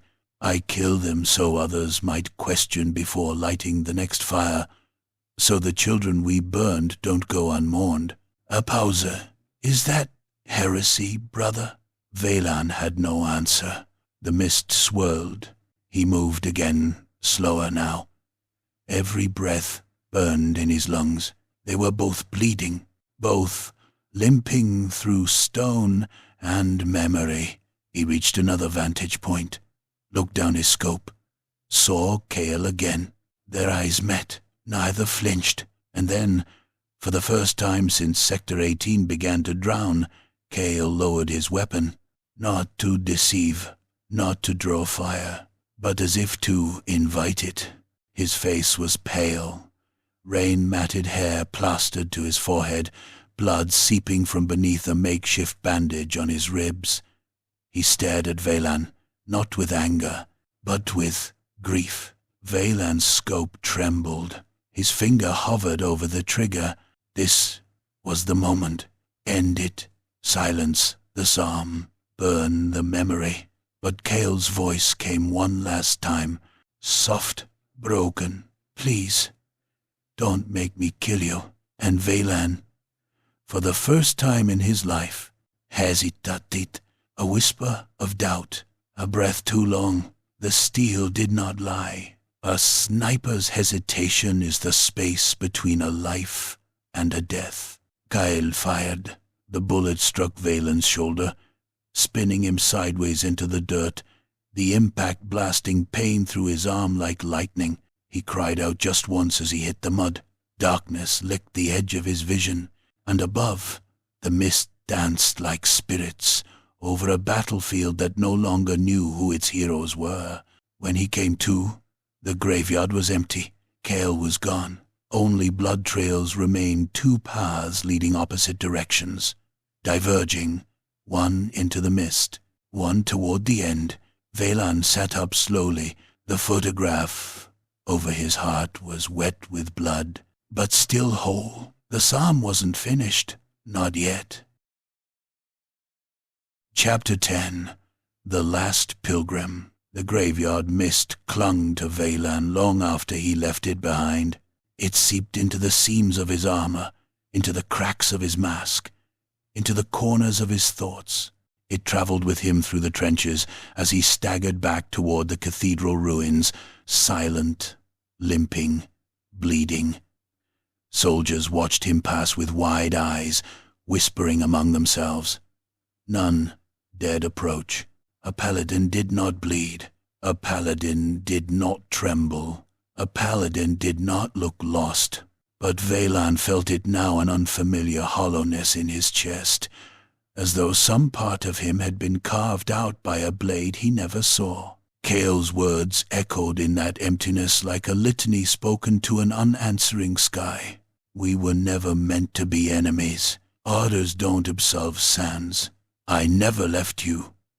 You left yourself." Each phrase was a crack widening in Valan's armor of certainty. By the time he reached the cathedral entrance, its crumbling arches blackened by centuries of war, his legs felt heavy, his breath too loud in his ears. He stumbled against a pillar, gripping it tightly. The stone felt cold, uncaring. He lifted his head. St. Ravana's cathedral loomed before him, its ruined windows like empty eye sockets staring down in judgment. The shattered spire reached toward the sky like a finger accusing the heavens. This was once a place of worship. Now it was only a tomb, interred. Inside, the air smelled of old incense and new blood. Sniper nests built during the siege still littered the nave. Pews lay overturned like dead beasts. At the far end, the altar had collapsed, its marble fractured into jagged shards that glistened like broken teeth.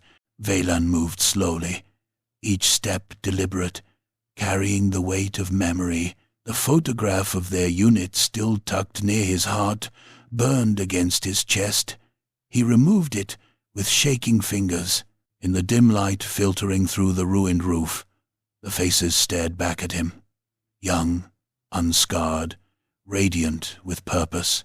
Kyle at the center, Valan to his left. Brothers, he felt something tighten in his throat. "How far have we fallen?" he whispered.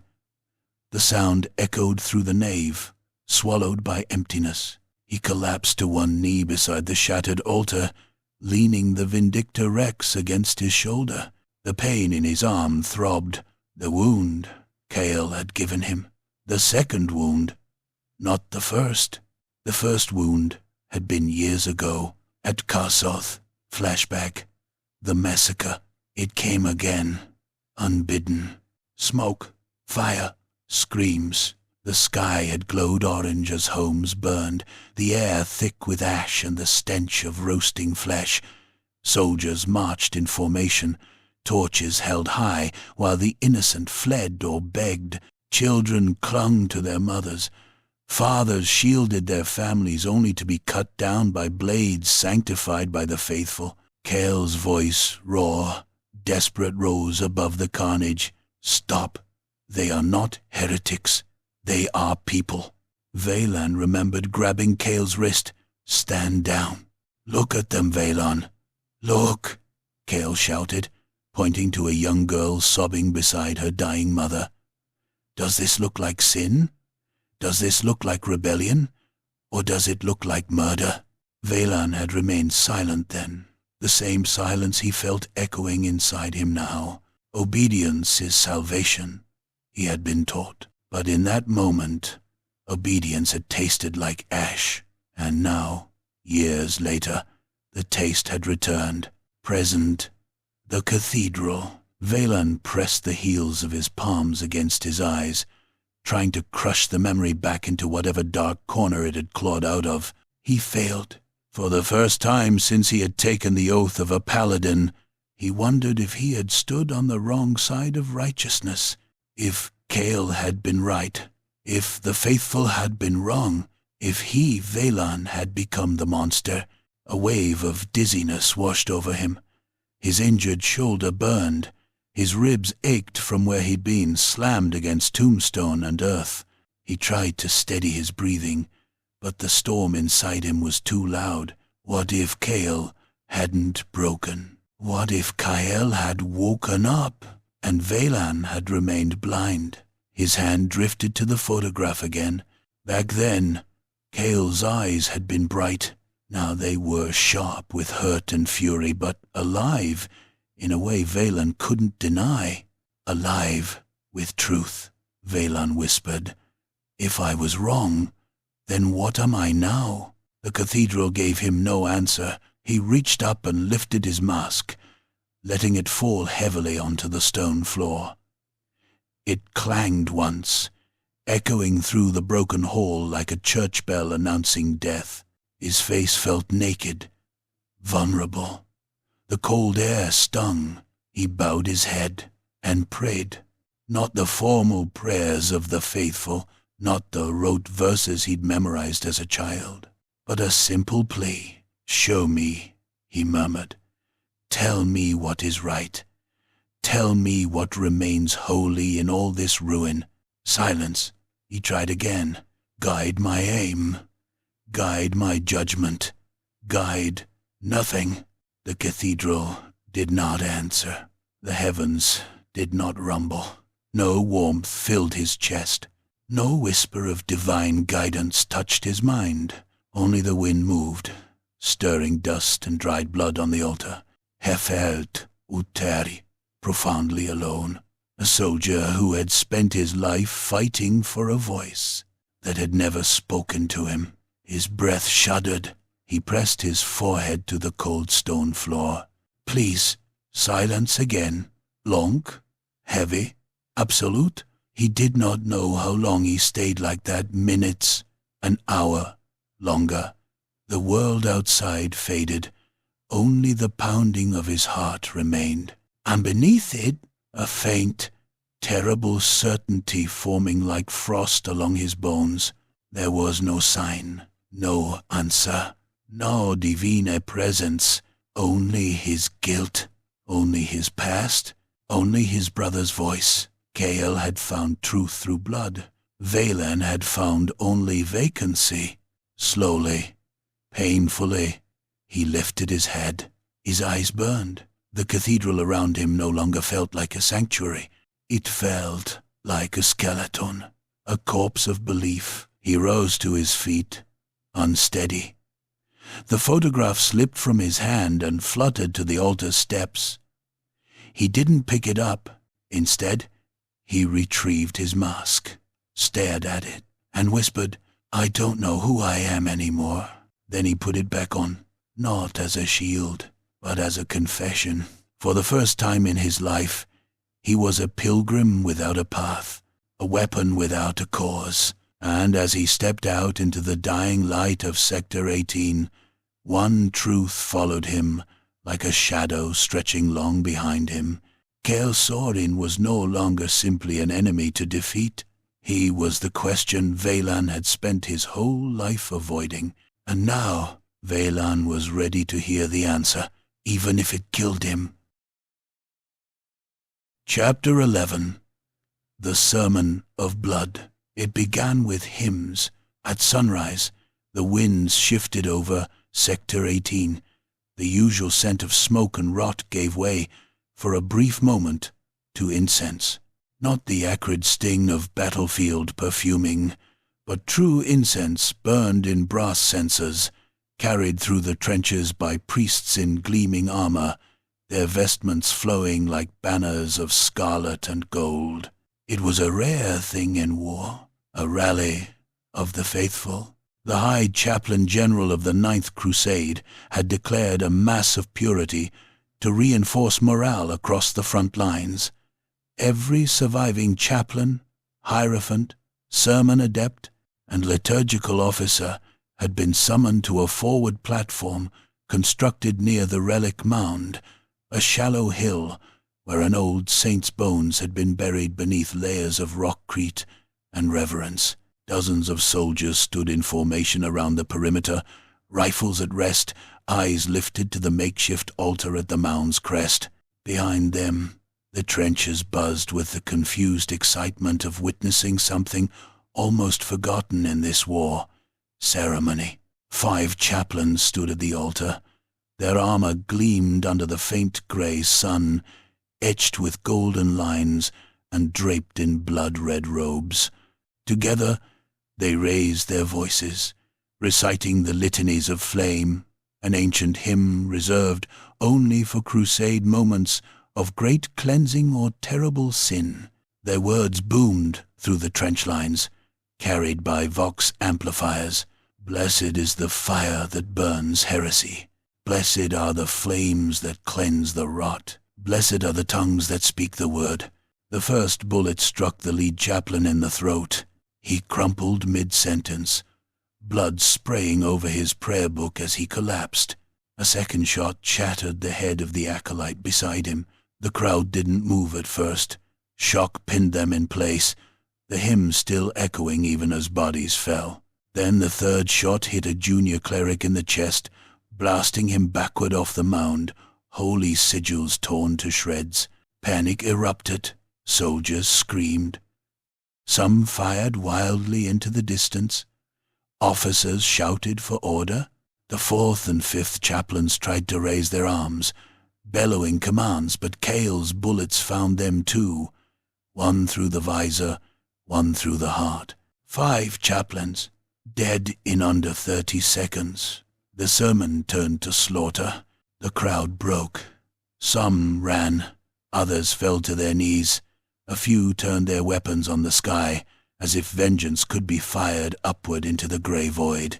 And through it all, Cale's presence was unseen, unheard, only known by the trail of blood he left behind. His sermon, spoken through steel, Valan, arrived minutes later, having heard the gunfire from across the trench line.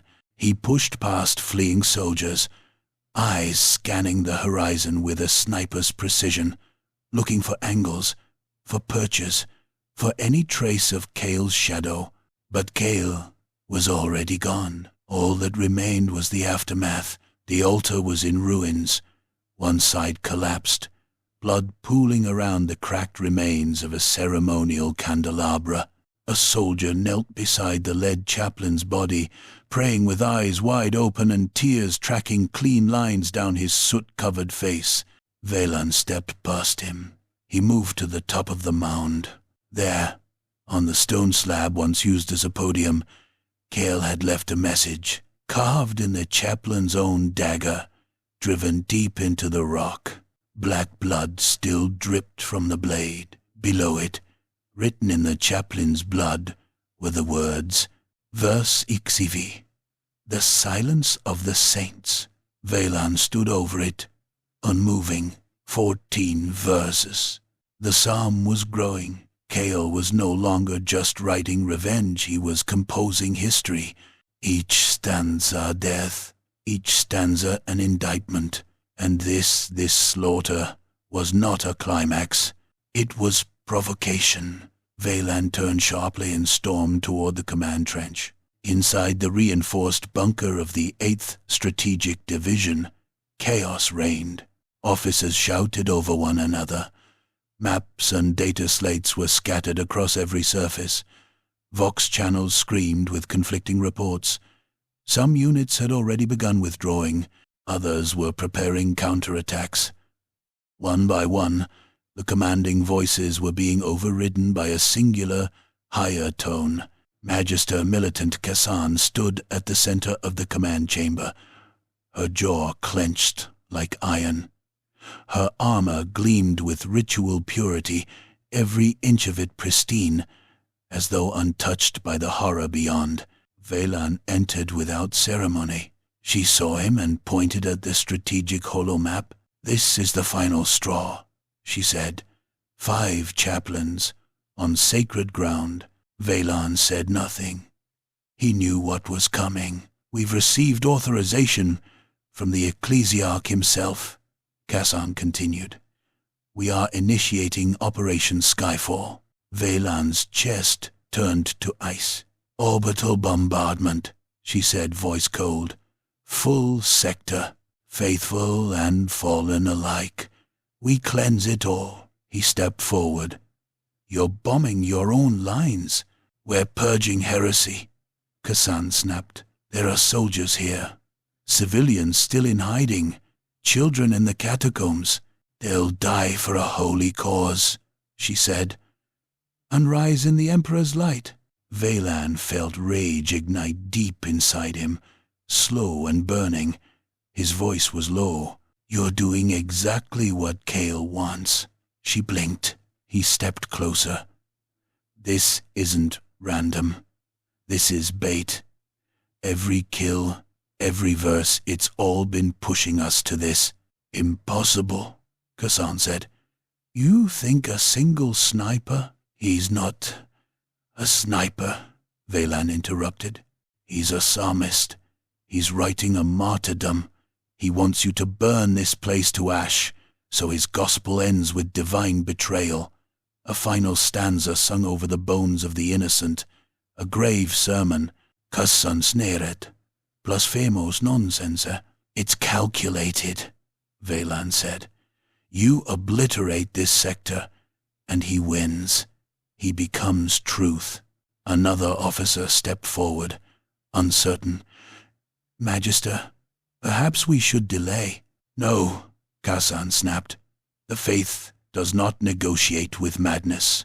She turned to her comms officer. "Transmit the strike orders." The officer hesitated. "But the forward lines—" "Do it."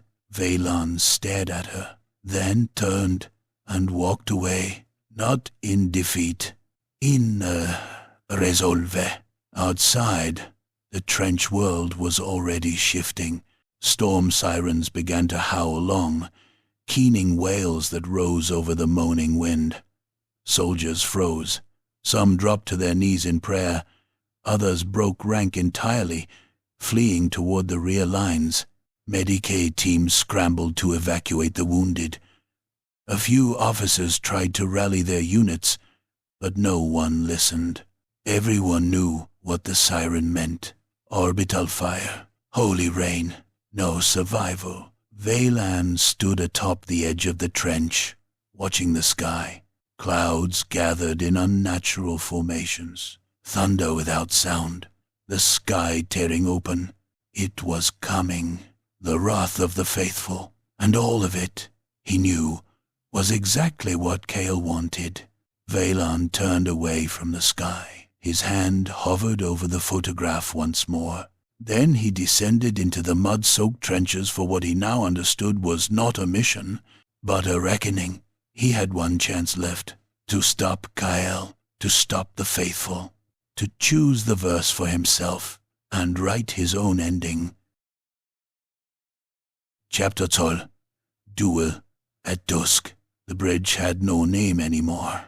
Once, it had been a proud span of stone and steel crossing the shallow but sacred ravine of St. Abriel, a place where early missionaries once baptized the first settlers of Nirelon Prime. Now it was half collapsed, its arches broken, its balustrades shattered, and its foundation cracked wide by years of artillery and neglect. What remained was a skeletal spine of jagged masonry stretching over a trench so deep it swallowed echoes. The sun was setting, if the dim red glow behind the ash-choked clouds could still be called a sun, and the battlefield beyond Sector 18 lay quiet, as if even the war itself had paused to watch. Cale stood at one end of the ruined bridge, framed by a collapsed support pillar and the last rays of crimson light. His coat, tattered and blackened, flapped faintly in the breeze. He leaned on his rifle like a pilgrim might lean on a staff wearily, reverently. Vaylon stepped from the opposite trench. He walked slowly, each step deliberate, armored boots grinding gravel into dust. His helmet hung at his side, revealing the raw exhaustion carved into his face, the long scar down his cheek now darkened with dried blood. The rifle across his back seemed heavier than it had ever been. Neither man raised a weapon. Not yet. A gust of wind blew between them, carrying with it the silence of corpses. Cale's voice came first, calm, almost mournful. "I thought you wouldn't come." Vaylon stopped at the threshold of the bridge, eyes narrowing. "You lit the sky with blood." "I had no choice." Cale smiled thinly. "We always have a choice. You just waited too long to make yours. You murdered 5 chaplains. I finished 5 verses," Cale replied. Vaylon exhaled through his nose. "They were men. So were the ones they sent to burn my family." Silence again. A flock of ash crows wheeled overhead, their cries lost in the wind. Cale stepped forward. 1 pace. His rifle remained lowered. Vaylon mirrored the step. 1 pace. 2 men, approaching the middle of the bridge. 2 shadows cast long and thin behind them. "Do you remember the Sermon of Saint Elira?" Cale asked. Vaylon blinked. "You recited it better than I did." "I remember the line." Cale's voice was distant. "The faithful must be as the mirror reflecting truth, not inventing it." "I remember." Cale looked at him, eyes tired, jaw clenched. "We were both mirrors, Vaylon, but they gave us different lights to reflect. You broke your oath." "They broke it first," Cale snapped. They gave us lies and called them scripture, told us to burn innocents and called it obedience. I stopped being a mirror. I shattered it. Valan's grip on his rifle tightened. And you think that justifies this? He asked. The sniping? The psalm? The bodies? Kael tilted his head. I don't justify it, he said. I testify it. You're no prophet. No, Kael said. But I am a warning. They stood 10 meters apart now, each at the edge of the central span, where the stone was scorched black and splattered with old blood. The trench beneath roared with silence, as if the earth itself waited. Valan slowly unslung his rifle. Kael did the same. No words passed, as both men checked their sights, adjusted their stances, breathed once, then stillness returned. The first shot cracked like thunder. Valan's round scraped Kael's thigh, tearing fabric and drawing blood. Kael winced, pivoted, and fired back. His shot grazed Valan's shoulder, throwing sparks from ceramite. Neither fell. Both stepped sideways, seeking cover amid the ruined stone. They spoke between shots. Kael's voice came from behind a half-collapsed buttress. "Do you remember the girl at Kasoth?" Valan flinched behind a cracked pillar. "Yes," he replied. "She held a locket, her father's. She died clutching it. I know. I buried her when I deserted. The only grave I had time to dig." Valan fired. Stone splintered near Kael's cover. Kael ducked, circled right. He answered with a shot that struck inches from Valan's head, chipping his mask. "She looked like my daughter." Valan's breath caught. "Your family." Kael stepped into the open. "They burned alive, Valan. Burned because someone marked the wrong zone for cleansing. Do you know what that does to a man?" "I saw it happen. Then why didn't you stop it?" Valan rose and fired, this time striking Kael in the side. Kael fell to one knee, coughing, blood staining his ribs. He didn't cry out. He only looked up with something that was not hate, but sorrow. Valan lowered his rifle slowly. Kael rose. "You still don't get it, do you?" Kael said, breath labored. "We were both lied to. We just chose different verses to believe in." "I believed in the mission," Valan growled. Kael took a halting step forward. "You believed in a page, not the meaning. You followed a doctrine that said nothing of mercy. You stood silent while we burned everything holy. I obeyed. You hid." Kael spat. They were 5 meters apart now. No cover. Only air and truth. Valan raised his rifle again. Kael mirrored him. They aimed at each other, each man's crosshairs, finding the other's heart. "You said you were a warning," Valan said. "I am." Valan's voice cracked. "Then warn me." Kael's eyes softened. "Don't let them make you part of the last stanza." They stood that way as the last rays of dusk fell behind the bridge, shadows crawling up their boots like grave water. One of them would fire, end the psalm, but neither moved. Not yet. The wind picked up, and the bridge groaned beneath them. Kael spoke one final time. "Whatever happens, remember this. There was a time I called you brother." Valan's finger hovered on the trigger and trembled. Chapter 13. The Sniper's Psalm. Dusk bled into night across Sector 18, swallowing the ruins in a sinking tide of darkness.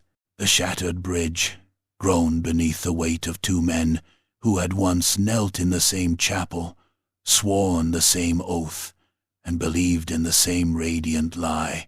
Now they stared at one another through the hollow sights of long rifles, brothers divided by scripture, united by sin. Kael Soren stood at the far side of the bridge, his silhouette fractured by the ragged stone around him.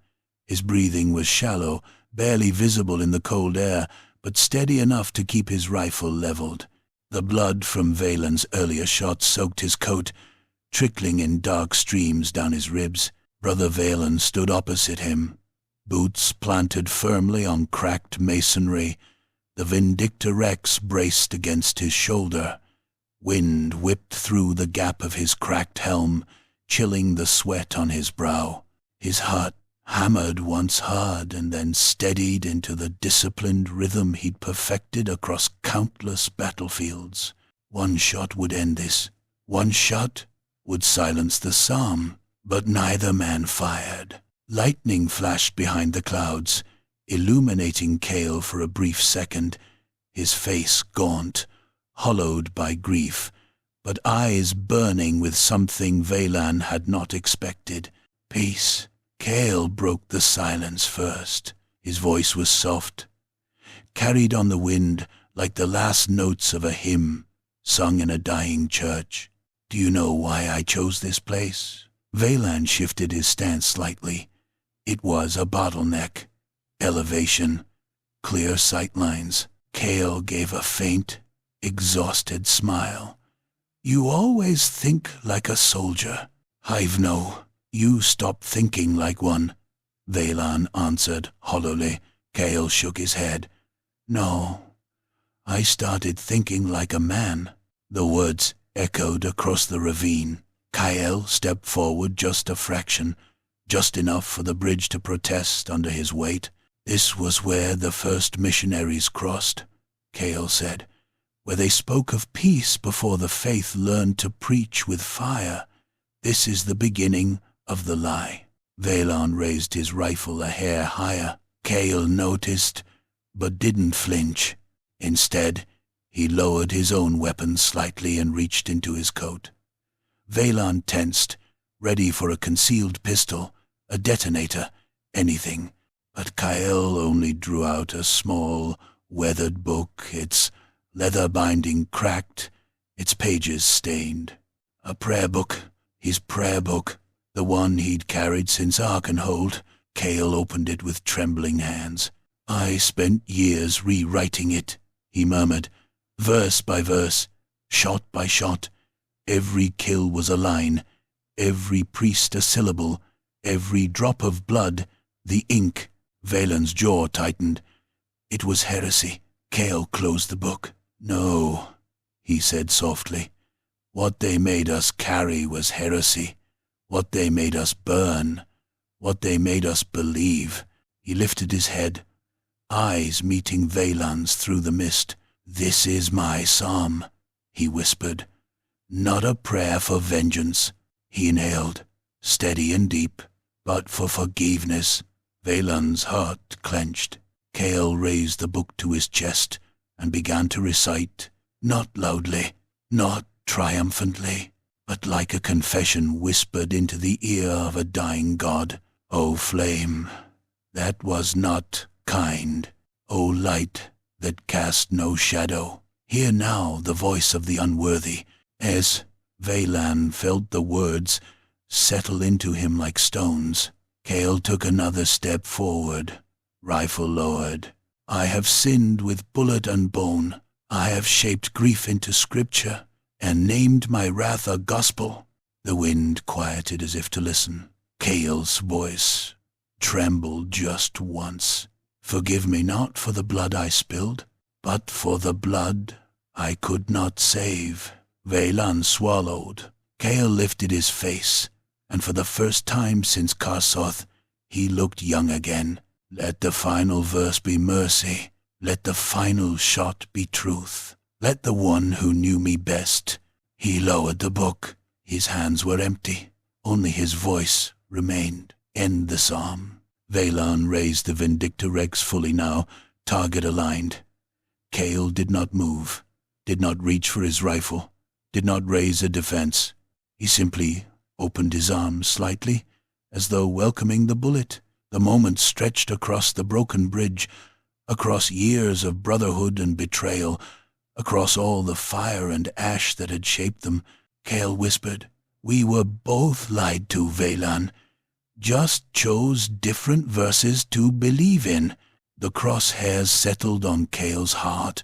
Valan's finger tightened, but stopped. Hesitation seeped into his bones. Not weakness, recognition. He saw Cale not as the ghost, not as the heretic, but as the man who once placed a hand on his shoulder in the ruins of Karsoth and whispered, "This isn't the light." He remembered Cale laughing in the Arkenhold dormitory, carving inverted runes as a joke. He remembered Cale shouting at their commanders while Valan stayed silent. He remembered Cale's daughter, unseen but now undeniable, a child whose life had been swallowed by fire and doctrine. He remembered silence. His silence, Valan's breath shook not from fear, but from something deeper, something heavier. "Cale," he whispered. The rifle in his hands felt impossibly heavy. Cale closed his eyes and nodded. "Do what you must, brother." It was permission. It was a plea. It was an ending. The shot rang out. Ravens scattered from the ruins, cawing their disapproval. Dust, stone, and silence rushed back to fill the space between them. But as the smoke cleared, Valan saw one thing with perfect clarity. Kyle still stood. The bullet had struck not his heart, but the book he held. The prayer book exploded in Cale's hands, pages torn apart by the force of the round. Blood splattered, but not enough to be mortal. Valan had hesitated, shifted the aim. At the last second, Cale staggered backward, clutching the shredded remains of his psalm, breathing hard. His eyes met Valan's, and they were not angry. They were grateful, but grief-stricken and full of understanding. "You couldn't do it," Cale rasped. Valan lowered the rifle. His voice broke. "I don't know what's right anymore." Cale slumped against the broken arch, sliding to the ground. His hand pressed to his bleeding chest, the ruined prayer book falling open beside him. He whispered, "Then you finally see." The dusk died. Night fell, and the psalm was not yet finished. Chapter 14. The bullet and the book. Above them, the sky burned red. Not with fire, not yet, but with the first glow of descent. The orbital engines of the Faithful's bombardment fleet flared like falling stars, drawing long lines of light across the dusk-choked heavens. Sector 18 trembled beneath the anticipation of divine judgment. On the bridge, silence hung between two broken men. Cale lay slumped against the shattered archway, hand pressed to his ribs where Valan's bullet had torn through the prayer book. Blood stained the front of his coat, but his breaths, though ragged, remained steady. Valan stood in the center of the bridge, rifle lowered, heart pounding. The Vindictor Rex hung heavy in his arms, not with weight, but with meaning. He had fired, but he had not killed. He had ended the psalm, but not in death. Above, the engine roar grew louder. A flash of light lit the edges of the clouds. Time was running out. Cale raised his head slowly, eyes flickering beneath his sweat-matted hair. "You aimed low." Valan nodded once. "I did." Cale gave a faint, crooked smile. "You always were too precise for mercy." "What changed?" "I saw the truth," Valan said, "and I chose a different verse." Cale coughed, blood flecking his lips. "It only took a war." Valan took a step forward. The bridge groaned beneath his weight.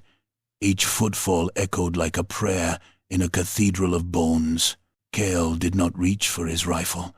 It lay beside him, half buried under rubble, its barrel bent from the blast that had struck the prayer book. No longer a weapon, now a relic of something that was almost holy, almost damned. Another step. Valan's breathing was slow, controlled. The wind tugged at the torn edges of his cloak. The mask hung from his belt, forgotten. He wanted Cale to see his face, not the mask of the faithful, but the face of the man who had once called him brother. Cale's voice came again, barely more than a rasp. "You're bleeding. So are you." "Seems fitting," Cale murmured. Two sinners, stitched together with blood. They were 2 paces apart now, close enough to kill, but neither raised a weapon. Cale pushed himself upright with a groan, knees trembling. His left hand clutched his side. His right remained open, palm out, empty. "I thought you'd never stop obeying," he said. "I thought you'd never stop hating," Valen replied. Cale looked away, his gaze drifting toward the cracked sky. "Maybe we both needed to bleed before we understood." The sound of the bombers swelled. It was no longer distant. Valan turned his gaze upward. He could see them now, sleek silhouettes descending through the cloud bank, their hulls glowing with the heat of atmospheric entry. Death made beautiful by ritual. He could already imagine the Vox announcement. "Divine fire imminent. Sector 18. Subject of anointed cleansing." He raised his rifle slowly, deliberately. Kael flinched, but Valan did not aim for the heart. He pointed the Vindicta Rex at Cale's shattered rifle and fired. The shot struck the weapon cleanly, severing its barrel with a screech of torn metal. Sparks flew. The remains of the weapon tumbled from the rubble and skidded across the bridge before falling into the trench below. Kael blinked. Valan lowered his weapon. "Now it's finished," he said. Kael stared at the destroyed rifle, then back at Valan. "You disarmed me." Valan nodded. "You disarmed me first." They stood there in the fading light, 2 silhouettes carved against fire and ruin, the bridge beneath them groaning like the last breath of a dying god. Then, together, they lowered their rifles. Kael reached down, picked up the shredded prayer book. The pages were torn beyond saving, ink run with blood. Only 1 verse remained legible, its ink smudged but unbroken. "Let the final shot be truth." Kael closed the book. Valan reached for his vox bead, pressing a finger to his helm. The comm channel crackled. "Paladin Seraphim Valan. Confirm status," came a sharp voice. Magister Kassan's aide, taut with urgency. "Target engaged," Valan said, voice level. The pause on the other end was brief. "Confirm neutralization. Has the heretic been silenced?" Valan looked at Cale. Kael met his gaze, and for the first time in years, there was no accusation in their eyes. Only understanding, only weariness, only peace. Valan turned away from the trench, facing the sky. The bombers were seconds away. He took a deep breath, then said into the vox, "The heretic is silenced." A pause. Kassan herself came online. "Repeat, Seraphim. Confirm, hostile is neutralized." Valan watched Kael toss the remains of the prayer book into the trench. He lifted the vox again. "Confirmed by peace, silence." Then Operation Skyfall boarded. A long pause followed. "Return for debriefing," came the order. Colder now, but the line went dead. Above, the bombers turned, wings glinting as they banked westward, retreating into the clouds like divine ghosts called home. The sky dimmed, the roar faded, and Sector 18, for the first time in years, was silent. Valan let out a breath he hadn't known he was holding. Kael stepped forward, limping slightly. They met in the center of the bridge. No handshake, no embrace, just a nod. The kind soldiers give when words are too brittle. "You saved them," Kael said. "The ones below. You saved me first," Valan replied.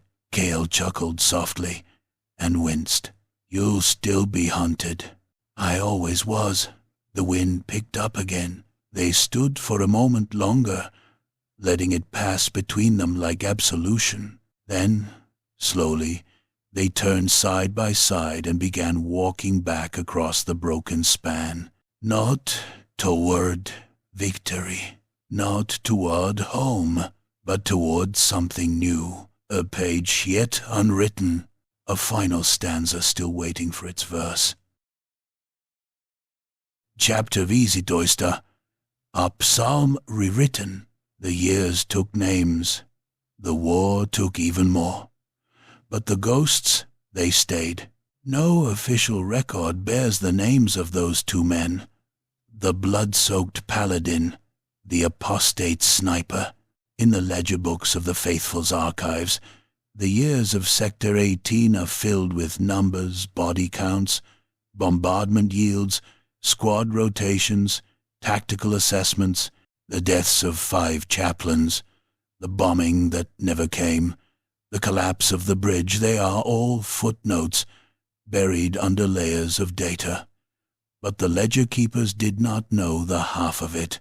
They did not know the psalm written in silence, the verse shaped in gunmetal and guilt, the truth born of mercy instead of fire. They vanished, and what remains is legend. It was 10 years later, when the new order was born, a small cadre of warrior monks, hardened by trenches but tempered by conscience. They called themselves the Silent Cantors, though their voices were steel, not song. Their armor was a patchwork of old Crusade plating and scavenged relic leather. Their rifles were stripped of heraldry, marked only with simple runes of purpose.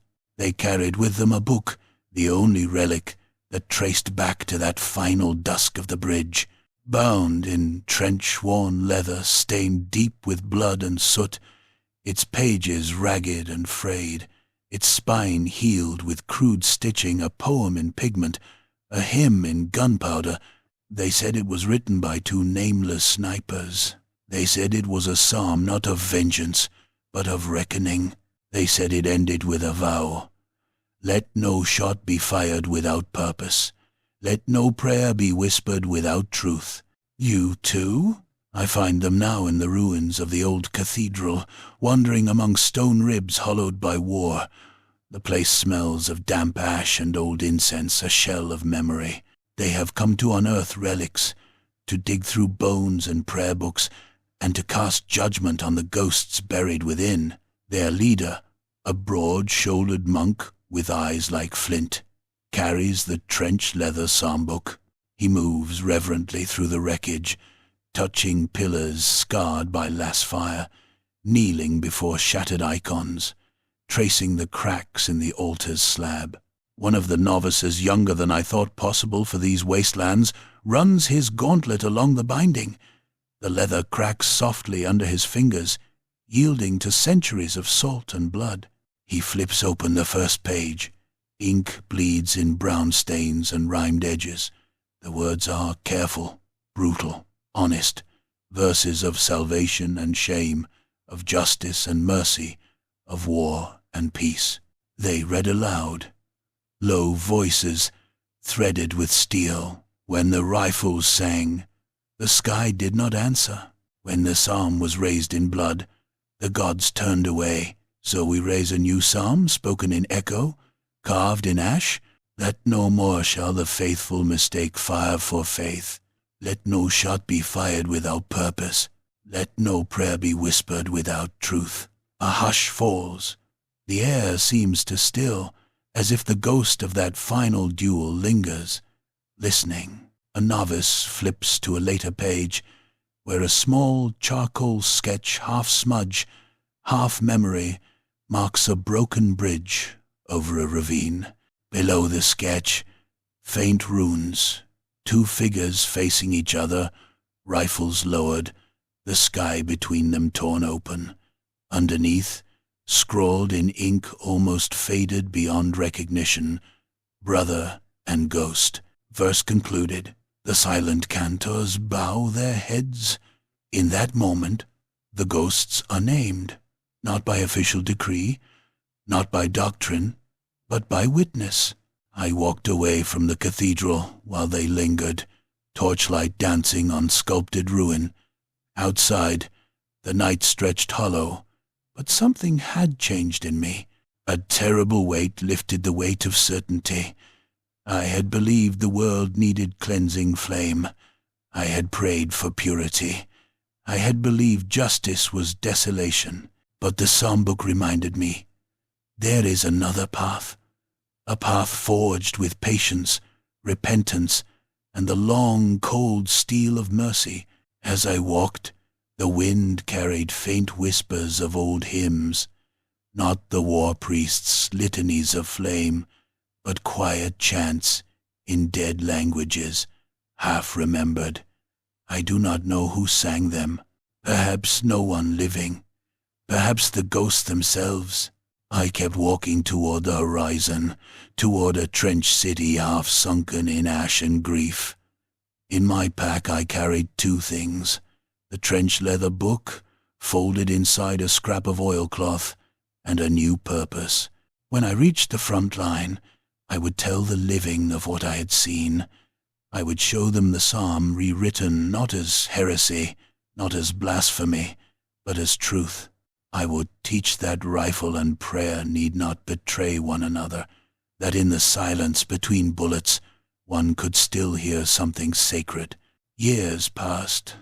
The war ended, or so the official chronicles said, but the scars remained. Broken cities refused to heal. Orphans replaced prophets. Faith, twisted and bleeding, tried to rebuild in the ash. Some looked to old pagans, others to new saviors. Through it all, the silent cantors walked, keepers of the psalm book. They preached in hushed tones. They arm-wrestled hatred with discipline. They offered refuge to deserters, to survivors, to children of smoke and flame, and the book traveled with them. Tucked inside sacristy packs, strapped to sentinel shoulders, held aloft in broken chapels as they sang the psalmermen their own word for the verses. They did not demand conversion. They did not condemn. They only asked one thing: that every shot fired be weighed against suffering, that every prayer spoken carry purpose. Their eyes were sharp, but their hearts were steady, and where others offered fire, they offered silence. There are whispers now, in frontier outposts and forgotten valleys. Sometimes a traveler brings a tattered leaflet, a single page torn from the psalm book, its edges burnt, its ink faded. The leaflet bears only one stanza: when the world demands fire, we will bring the quiet between the flames. Few believe it. Some call it heresy. Others call it hope. But all read it. Hope is a dangerous thing in broken worlds. And yet, if enough people believe, even a whisper can become a psalm. Tonight, I sit beside a dying torchlight, staring at the blank wall in my room. The psalm book lies on the table, open to the final page, the last line still clear. Let no shot be fired without purpose. Let no prayer be whispered without truth. I trace the words with my finger. The leather crumbles under my touch. The ink smears slightly, as though urging me to keep the verses alive. Some nights I close my eyes and hear echoes a rifle's crack, a hymn's half-forgotten refrain, a promise shaped by guilt and mercy. I see two men walking across a broken bridge at dusk, rifles lowered, blood drying on stone, the sky bleeding red behind them. I don't know where they went after that. I don't know if they found peace, but I know this: their psalm lives, and as long as someone reads it, as long as someone believes, then maybe, just maybe, the shot doesn't have to end in silence. Maybe prayer doesn't always need fire. Maybe faith can survive beyond ashes. The candle guttered. I closed the book. Outside, the wind whispered against the walls. I stood, slung the psalm book across my shoulder, and opened the door. I walked into the darkness, not to fight, not to kill, but to keep walking, one step, one breath, one verse at a time.